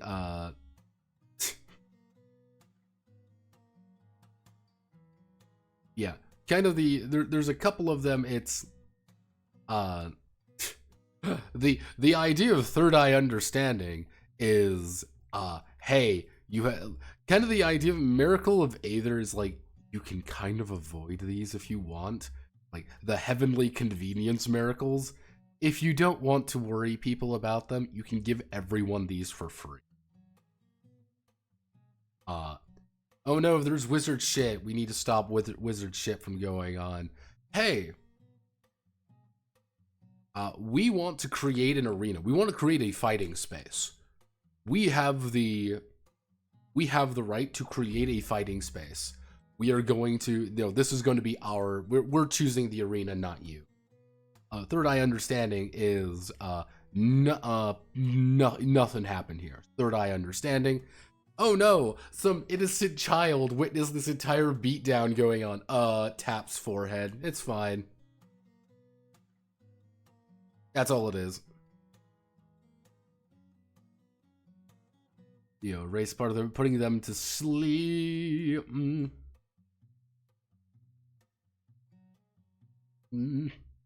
Yeah, raises part of them, putting them to sleep as if they had been knocked out. Yeah, that's like Miracles of Batter, Brace and Evade attempts by 5, by Toughness Finesse, but loses all of the other. So it's like, there's a couple of these that we can do. Again, Dragon Slayer. Dragon Slayer is your big one. Channels St. George's Desire, slay the Devilish Dragon, and goes in for the decisive killing strike. Let her perform, and they follow through strike without ending their combo. That's kind of fucking nuts.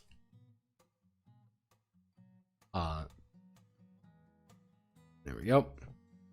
Yeah, miracles need kind of, yeah, like some of these need to just have a better idea, making them work a bit better. Concepts are there, execution not so much. Yeah, there we go. Cloak of Swords. I might just make a couple of them, just the heavenly convenience miracles, being like, yeah, everyone gets these miracles, like.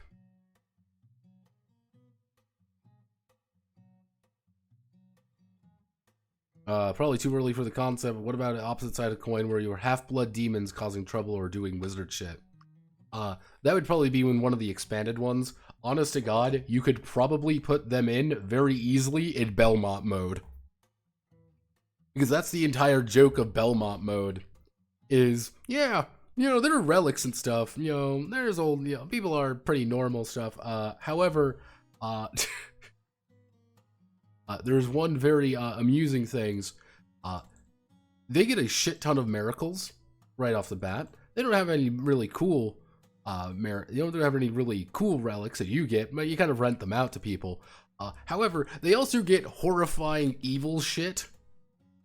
So it's like, oh man, I have a sword blessed by God. The fucking Belmont mode being like, hey man, what's your sword like? Oh, this is a sword that talks to me in my dreams about wanting to kill the world. Why does it do that? Oh, I'm half blood. Oh, we have demonic blood. What? Yeah, we have demonic blood. What do you mean? That sounds pretty bad. Yeah, I know. We have horrifying demon blood, but that allows me to use the god-killing super sword. Ah, that's kind of fucked up. That's kind of the entire idea, is like, you are seeing things like, oh, demons are objectively bad, all of this shit, and then you go straight into that one where it's like, wait a second, demons aren't universally bad, they're just mostly bad. Demons are bad news bears, but my friend is working on the ERP game rework and we're on Armora. This is not going to be a good sign, anybody. Let's see, the miracle of the kindness. Flesh of themselves, another repair to destroy, youthful flesh. Franken surgery.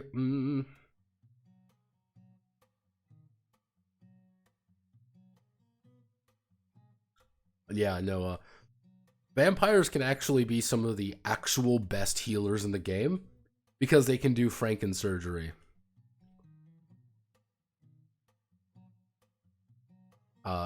Because Franken surgery is really good. On the other hand, hey, oh no, I have a horrifying concussion. Don't worry, let me just touch your body in weird, horrifying ways. By the way, I might fuck this up horribly. Access to the flesh and body parts necessary to make attempt to similar come. Oh, we've got a manly. Of course, we're going to be having to bring in throughout this entire adventure, orthodox manly. Oh, that's not a good sign. Sometimes, let's see. Have made the hula system. Uh-oh. Sometimes the demon will work with a mortal to backstab one of their hellish rivals. Effectively, yeah, that would be the idea behind demons. It's like, demons are all evil, conniving bastards. On the other hand, you all know that they are telling the truth when they are evil, conniving, lying bastards. They will never deceive you on that.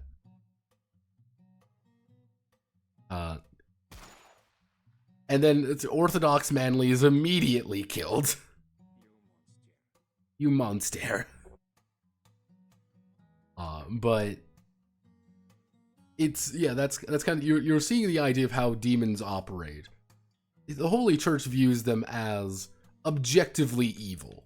Like, yeah, there's no goodness in them. They are a violation of existence. We should kill them with absolute rage and hate. I'm gonna run an ad. Most everyone's now fucking, a fucking subscriber, so it doesn't mean anything, really. It's, on the other hand, it's kind of one of those things like, on the other hand, demons are also, they have thought, and they can think things through. They'll lie to you most of the time, but that's not going to stop them from getting a little shiggy with people. And that's how evil, horrible demon bloodlines are formed, by people wanting to, bang. Ow. It's still, you're still operating on base desires here. Miracle of Sanguinus, restores toughness and conviction. Ruby Red Vision. Yeah, no, it's, yeah, Ruby Red Eyes. They pretty much pump a bunch of blood in their eyes, which allows them to see the invisible and understand what lies beyond. Yeah. Technically, vampires can clap their hands together, being like, oh yeah, no, I can totally see your heartbeat now.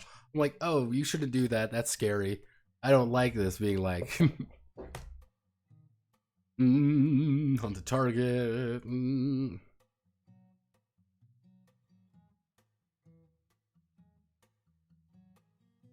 Leading nowhere, 10 impurity, bloodshot.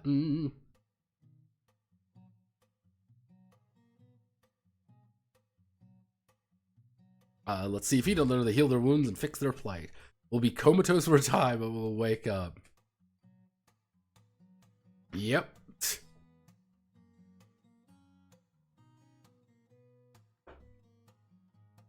Yep, that's the, hey! Hey, you're dying horribly, right? Like, yeah, I'm not gonna make it. Let me drink my horrifying vampire blood, and you will be safe. Yeah, Therians feel like they need something more. Yeah, Therians can just go full transformation mode if they want. I believe full transformation is 5. It's 4 actually. Yeah, they can just go full sicko mode. Therians are probably some of the toughest in the game. They just require a lot of setup. And no, I have no idea why anime foxgirl nuns are in this game. I don't know why. Let me Google something. Werewolf nun. Let's see what pops up here when I type this in. I mean, it can't be. Nope, that's. Yeah, werewolf nun right here. All right. I mean, it's clearly like it's something that's just someone's persona. Yeah, there we go. Again, if you want to see what a Therian is supposed to look like, this is what Therians are supposed to look like. This is the idea behind them. You want an adjudicator Therian? Here you go. What's your superpower, ma'am? I have a Glock. And partial transformation is always there. When using that limb, what? I keep putting limbs in. Did I put limb system in the game at one point? No, there couldn't have been a limb system in this game at one point. That would be absolutely ludicrous. That would be absolutely silly maxing. I would not have been as silly to do that, right? Let's look at the base version. It's I put Saint Young Men. You can tell this was no, it totally was. Oh nope, it totally fucking was. There was a limb system in that. Oh no! Oh no! There was a limb system in here. Oh no! Oh! Oh, snap your spine immediately. Ugh.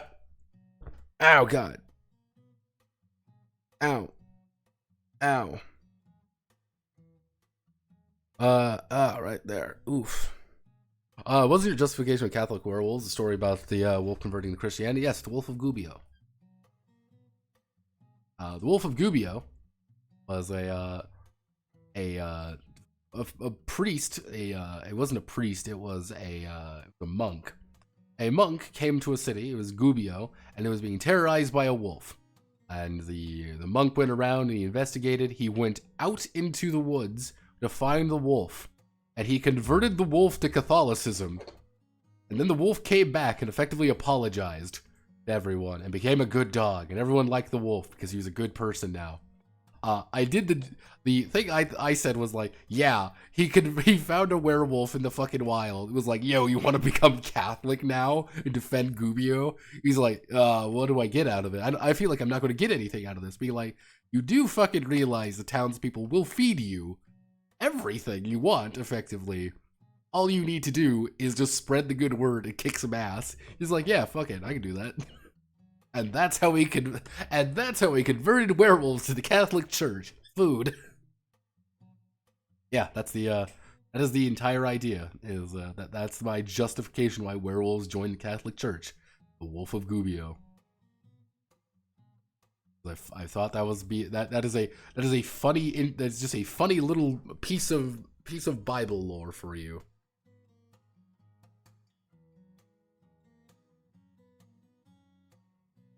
The exact way we domesticate normal wolves too. Food. Yeah. You're like, oh no, here's a bunch of werewolves that, like, oh well, we're super tough, we don't need people. I mean, it's like, hey, what if you just spread the good word? The Catholic Church will take care of you. All you need to do is kill some demons. I mean, it's like, I can do that. What are you, a bitch? Are you a coward? You want to run away from demons? No, I can beat them up. Again, it's like my favorite story of like how I believe it was the Vandals and the Gauls, when they were getting converted to Christianity. the fucking the fucking preacher would be like, and then Jesus died upon a cross, and it was really sad because the Romans did it. And you have all of these like barbarian guys being like, oh yeah, no, me and a dozen guys, if we were there, we'd have saved Jesus 1v1. We'd have killed the entirety of Rome. We already sacked them like 5 times. They're like, exactly, but he died, and that's why you should feel forgiveness for your own problems. They're like, yeah. Always one of those funny stories of history. Yes, technically, I also put in a very horrifying reference, by the way. This is a massive reference to the FAP video. Remember that.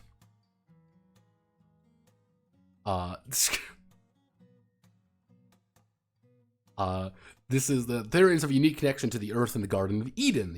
Their original progenitor is believed to be Gaia, an aspect of God's love, according to Therian theologians, to tend the garden after Adam and Eve's banishment. This is reflected in the Aetherians' ability to manipulate and understand the Earth and the elements easily.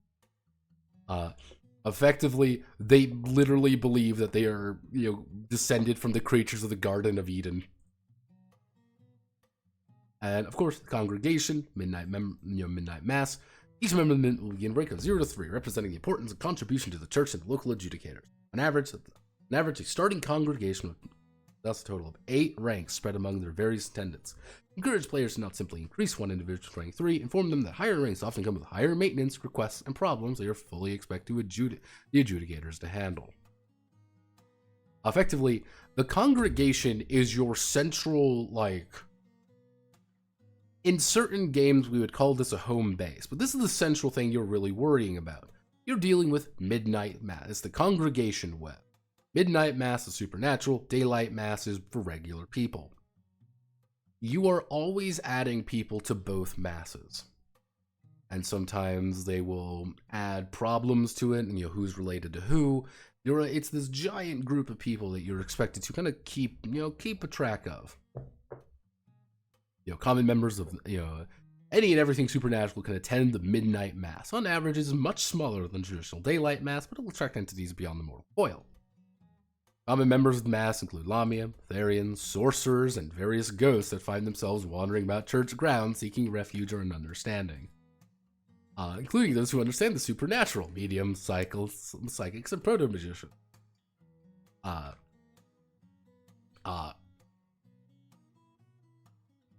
Yeah, effectively, imagine going to church, being like, all right, time to go to church. You ready for mass, everyone?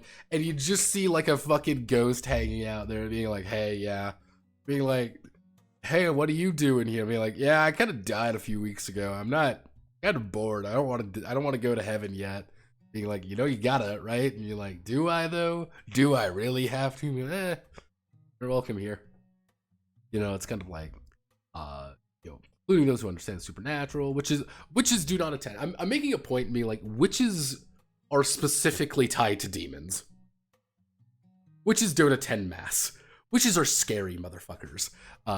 Effectively, the only reason you see a witch in church is because they made a deal with the local clergy. Comprehend the concepts of religion, they do understand that making their presence known and not causing ruckus is a good method to not find themselves praying for adjudication.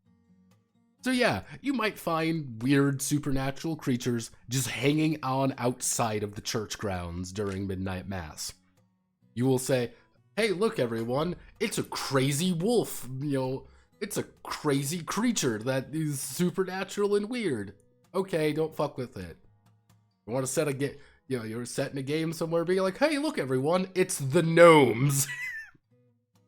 And you just see 10 gnomes show up to fucking church every Sunday. They don't understand why they're there. They just know that they should be there. This is the sample. I know this is the sample. This is when, this is Wick Hills. Yeah, there we go. The Wick family, Thomas Wick and Company, are the oldest members of the Wick family and founders, explorers of the Wick Hill region. An old family with old tie, inevitably in plethora of baggage, in which case, Thomas's most deceased family members as ghosts. Yeah. Thomas brings pretty much his entire family with him every Sunday. All of the dead ones who are ghosts and haunt him. We've got the, Aetherian clan of werebears. They hate one another. However,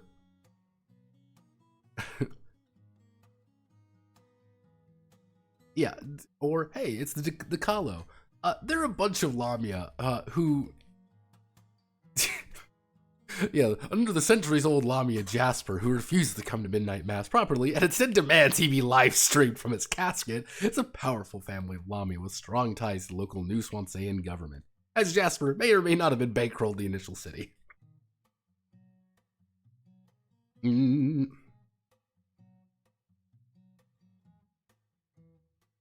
Yeah, it's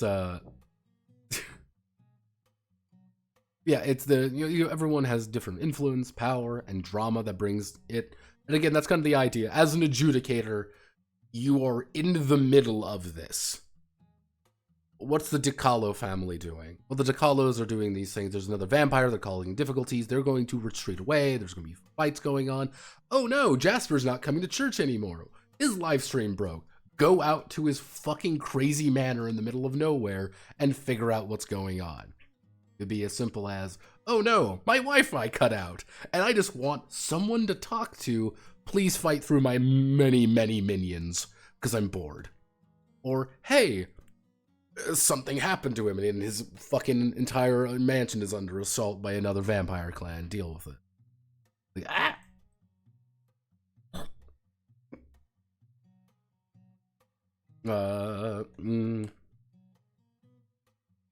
Of El Santo and Cartoon Network, very similar vibe. Yeah, it's just like, yeah, daylight mass should still feel important. Most people in the congregation are helpers and members of the faith currently in residence to the church. Some may be drawn from the local area, others may not.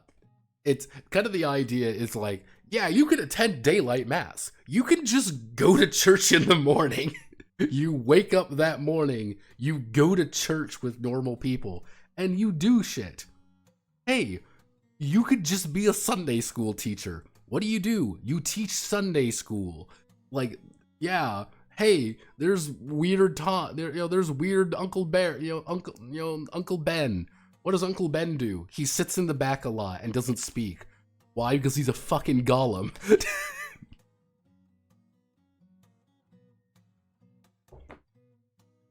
Yeah, you can get purity back by being a good person. That's why it's difficult for Lamia to get back their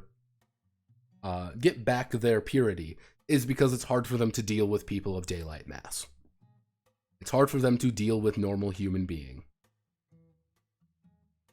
Because they're sleeping during the day. But that's also gonna be like, oh hey, kind of, this is one of my example ones. It's the Holy Church. Father Dorman is Father Dorman is the main guy of Daylight Mass. He is good friend with Chester White. He has a weird relationship with Sister Celine. Hey, you're also with Omar, but Omar is also in weird relationship with Brother Francis is involved. It's a whole group of people who all have various relationships with one another. And nobody likes one another as well. Yeah, drama. One of the ideas is that you are... Oh, wait. You get experience based on who actually attends church. You don't get experience by killing enemies. You don't get experience by, solving crime or whatever. You get experience by the number of people who come to midnight mass and how powerful and influential they are. However, if the Aldo family is having a lot of issues and you're not solving them, they're not going to midnight mass, you're not getting experience, you're not leveling up. So kind of that cycle. You want to upkeep your home to make sure that people keep coming. That's also one of the ways of you have an active encouragement to not necessarily kill supernaturals. You don't want to kill them, you want to say, hey, come to midnight mass. We will come join the Catholic Church. Because you get experience out of them. You can farm them for experience. But sometimes you don't have that as an option. And that's how you should view people, is somewhat, and kind of in world, you're viewing these people as just normal people. These are just normal individuals that are just happen to be supernatural. On the other hand, players are viewing them as XP farms. Hey, We can bring this vampire lady in. She's super cool, and she could super duper help us. And she's super valuable, too, because she's worth 3. Uh-oh, turns out we have to help her constantly, because she's a fucking crazy vampire lady who is obsessed with one of us. This is a problem, but we can farm experience out of her. Bingo, bango, bongo, it's a cycle. Into the matter, someone makes the man of the church assist them in their endeavors to protect them from their enemies.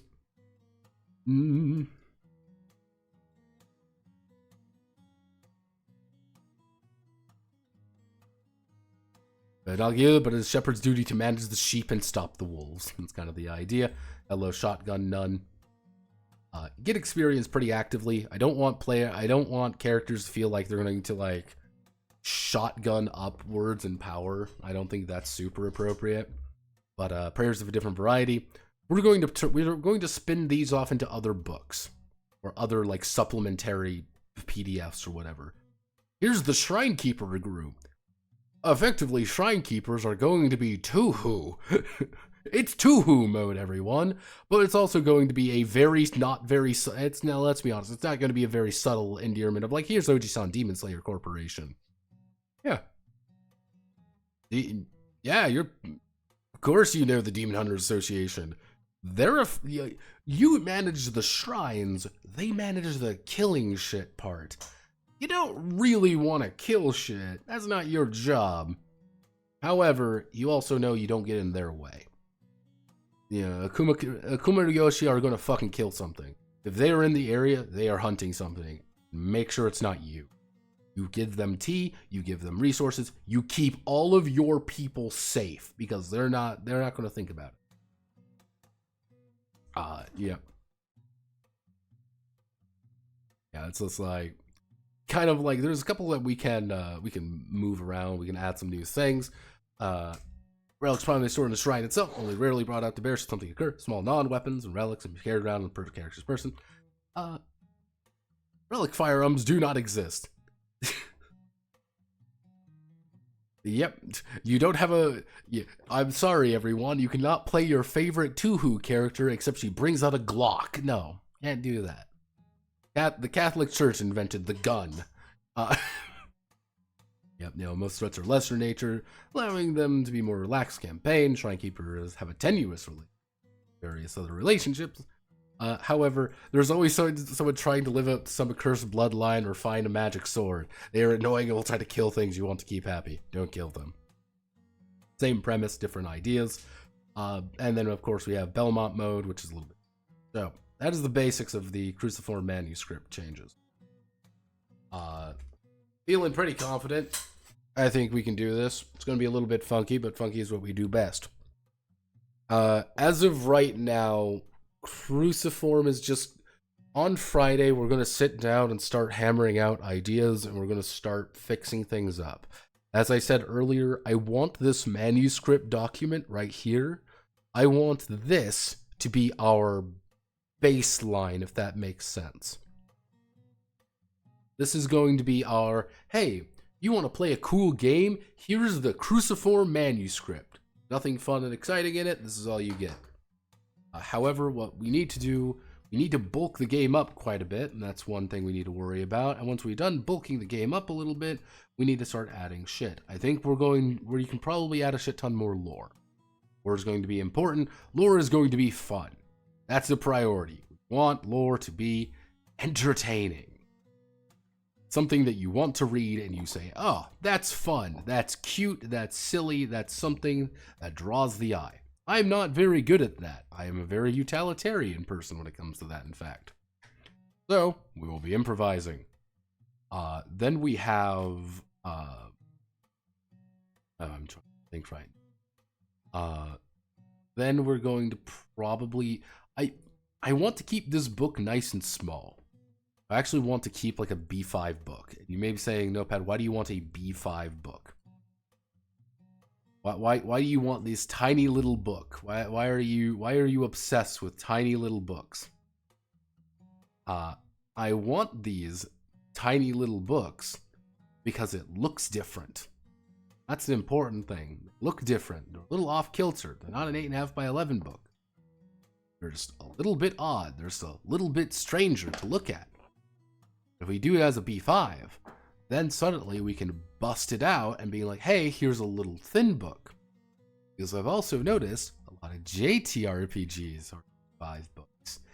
Get what pretty much, if we get a bunch of money and on something akin to a Kickstarter, we can just adapt it for European markets a lot easier because it will be in their non-existent, stupid way of doing things, rather than shifting over to A5 or A4 or anything like that. It'll be a nice B5 document already and always look weird. So it'll be good. It's a win-win. Be weird? Yes, but we can make it work. But generally speaking, I'm feeling relatively confident about things. We're at 57 pages right now. With fixes, with changes. Generally, I'm aiming for about this to be about probably 65 pages of... imagine if it was A5 to match manga books. Looks different. Put it in a sprugazine. See, I've noticed a lot of JTRPGs. A lot of JTRPGs tend to be B5. Let me bring. Give me my Japanese role-playing games. JRPGs.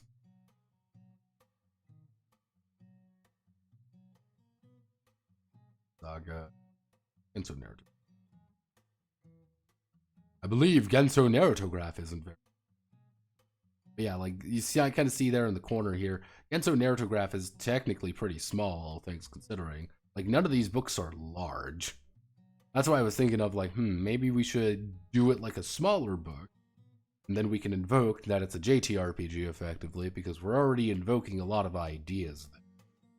Lehman Satsupe. Which we're doing in a few weeks, people. Stop telling me about it. This is, yeah, this is a little bit different size because it's like 8.5 by 11. This is actually a full game, but I also think this was because of the way Hensley. Yeah, I think that would be an interesting way of looking at things. But I'm going to call it there because I'm tired and I'm going to work on the video for tomorrow because I want an early start on it. So, Godspeed, good luck, love you all, kissu kissu. If you have any questions, feel free to ask. I am, as they say, way.